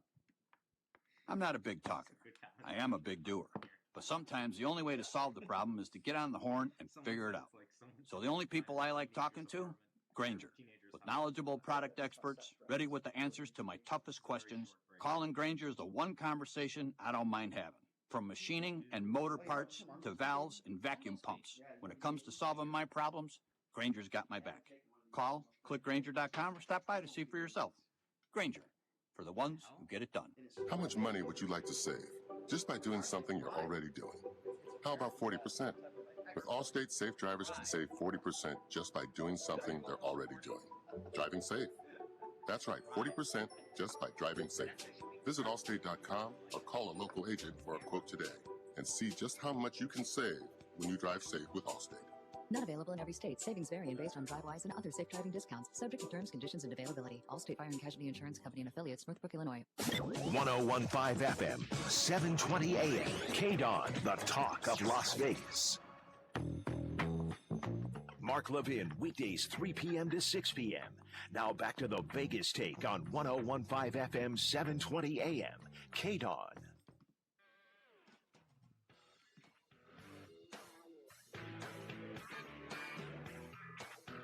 All right, welcome back. It is the Vegas Take, Sharp and Shapiro. Again, a reminder on the show tomorrow, Michael Avenatti's personal attorney will be joining us. He is granted, I'm not going to say parole. He's far from that. But they're letting him leave his jail and be at home, I would imagine, with an ankle bracelet for about 3 months or so because of this coronavirus outbreak. We'll talk to his attorney about that. Also, this is Jeffrey Epstein's former attorney. He doesn't need a representation anymore, from what I understand. And El Chapo's former attorney as well. So she'll be joining us tomorrow, as long as former NBA standout and Las Vegas local. He grew up here. He played high school basketball here, had a nice NBA career. C.J. Watson will be joining us. He also played where? Tennessee? I don't recall. I believe you're right. Yes, The Volunteers, Tennessee. did he play Tennessee? Yes. I don't remember. But C.J. Watson, nice guest, will be joining us tomorrow. Okay, it's time for that part of the day where we get a little bit of hate mail. You know, at times I get very frustrated with callers. Sometimes I call them names because I think the utter stupidity is some of the comments that we get. Sorry, are we boring you, Yeah, Jay? sometimes. I'm exhausted, man. How do you think I The feel? quarantine is just tiring me out. It's tiring me out, too. Anyway. I sleep like 15 hours a day. It's unbelievable. Last segment, he wasn't listening to me. He said, "What, Brian? I wasn't listening to you." And now this segment, we catch him yawning. Jeez. Yesterday he was rustling around his granola bar in the microphone. I hope he doesn't reflect our ratings. Yeah, My that was goodness. a total accident. Anyway, it's time. What I was trying to say was sometimes I could be mean, so now it's your chance to be mean towards me. It's time for our hate mail segment of the day, brought to you by our producer, Jason Stein. Jason, take it away. First viewer on YouTube. Is this Brian's birthday party streaming live online? You know, it's funny that he mentions that because I posted something on Facebook last night and I said, you know, I'm having my 40th birthday party on Thursday. I was supposed to have this huge suite at the Cosmo and 50 people. So I said, what is the best, way I could celebrate my birthday? And somebody did say that you should have a virtual party and then see Wynn, like drinking, virtually. And then see Wynn said, "Oh, Brian doesn't drink." And then I called Chris Wynn an alcoholic, and he got angry at me. So yeah, and I think what I like about that comment, if you didn't get that, was that you're such a loser that if you had a birthday party, you'd have 3 people there. That's definitely not true. Yeah, that's absolutely not. By the way, accurate. can I say one more thing about your big birthday coming up on Thursday? Yes. I sent a message to Chris Wynn, and I said, I said, Brian's got this big milestone birthday coming up on Thursday. We really should do something for the kid. Does anybody have any ideas? And Chris said, screw him. He's not my girlfriend. I'm not getting him anything. Yeah, that's So, not. there you go. That's not a shocker. There's your friend. That's not a shocker at all. You know, when the guy needs money, I lend him money. But when it comes to my birthday, he tells me to F off. By the way, for the last birthday party I had, I was engaged. It was my 35th birthday party, and I rented out the Elvis suite at the Westgate. If you've never seen what the Elvis suite, it's like a $10,000 a night suite or something like that. It's where Elvis used to live. And I had about 150 people. So that guy is not. And by the way, a friend of mine who was on American Idol. Did you buy? Wow. Did you buy people? Like you can buy Twitter followers? No. Did you buy people to come to your He party? bought guests. No. Are these extras? Are these Hollywood extras? Absolutely not. $3 a guest. No, one of my friends, Sherry, who was on American Idol, she sang at my party. She was the entertainment. We had a really good time. It was a lot of fun. That was the last birthday party that I had when I turned 35. Sadly, my party. Did you rent any tigers from Jeff Lowe? I did not. No, I didn't. I didn't do that. I should have though. That would have been a good idea. That's but good. I like that. I didn't do that. I should have done that. Siegfried and Roy were also not available. Who wrote this? It says the Vegas take, but I didn't write this. Yeah. I guess we'll include it. Somebody didn't tell JD about the Kangol lid requirement today at Brian's apartment. Shap and Stein look like extras from The Departed. Who wrote that? From the Kangol lid? Kangol. It's a Kangol. Yeah, Yeah. I don't know who wrote that. I have no idea. It wasn't. It's kind of funny. It's kind of funny. So either it's, you do. Yeah. Could it be that we have a Vegas take troll, like someone creates an account under our name? But Yeah, that's definitely what that is. Yeah. Could be. Yeah. I don't know. Yeah. Well, whoever wrote that, it's kind of funny. But you guys do wear those hats though. Yeah, we still got the hats. I call them yeah. paper boys. I don't call them Kangol lids. Yeah. I call them the paperboy hats. All right, next. A lot of paper boys in the 20s used to use those to deliver papers. Yeah. Next, Stein. Hang on a second, man. It's hard when I don't have a hard copy. Oh wow. What a tough job. Next comment. Hey Stein, can you please at least bring Brian a T-shirt to wear for the show so he doesn't have to wear his free MGM bathrobe? Okay, first of all, get it right. It's not MGM. It's Four Queens. All right, so that's number one. Let's be. You should just have said it was MGM. Right. That makes it a lot worse. So were you in a Four Queens at some point in your life? I was given this as a gift by a former friend of A mine. suite? I'm not going to say who it was. So were you in a suite? No, I was giving this. I'm telling you, So you- a former friend of Have mine. you ever stayed at the Four Queens? I think maybe 8 or 9 years Because ago. my father, one night. My father stays there every time he comes loves to it. Vegas. It's a very classy It's his favorite place. yes. It's very classy. I actually like their pizza Yeah, there. they have a great magician. And I'm a there, huge too. fan of Hugo's. Yeah, they have a great magician there. Obviously. As well. Yes. Okay. All right. Next comment. Good morning, Brian. Yeah. I just got that. Couldn't you change your light bulb so you? Oh God. Let me start over. Good morning. This is why Stein is a producer and not a host. I'm not good. That's all right. We're doing Good well, morning. Stein. Good morning, B Shap. You didn't change. Get that SPF 500 on that chest, buddy. You could burn from a light bulb. Well, I think You're saying you're pale. It's a little alarming when a man wakes up in the morning and he tunes into our show and he goes on our YouTube page and the first thing he does is stare at my chest. That's a little alarming to me, and it's not normal. I don't care if you're gay or straight. I don't care if you're Richard Simmons. If you're tuning into our show and the first thing you look at is my chest hair, there's something wrong with you. That's all I'm saying. Go ahead. Brian says he has gone on dates. That might not be factual. By the way, Stein, this is Chris Wynn. He's the Vegas. Oh, guy. okay. Good comment, Yeah, Chris. Chris. Okay. Thanks. Well done, Chris. Yeah, Brian says he's gone on dates. That may not be factual. Well, it's completely not factual because I had a date last night, actually, quite honestly. I had a date last night. I won't go into further detail, but let's just say that both parties were satisfied. Go ahead, next. And then this person responded to that person saying he probably pulls a few ladies. They might dig the soft pink chest. I think they dig. I think Your chest should have its own Twitter page. Well, it's real. It's not fake. It's not a, Your chest could tweet. It's not a fake chest. There's a lot of doctors in this town that'll give you a fake chest. Mine's real. Okay, mine's 100% real. I'm not very hairy, by the way, either. Although I do have hair growing in all the wrong places. But that's another story for another show. By the way, it's really funny. I shaved my head the other day, and I have this porch in my apartment, and my hair is all over my porch.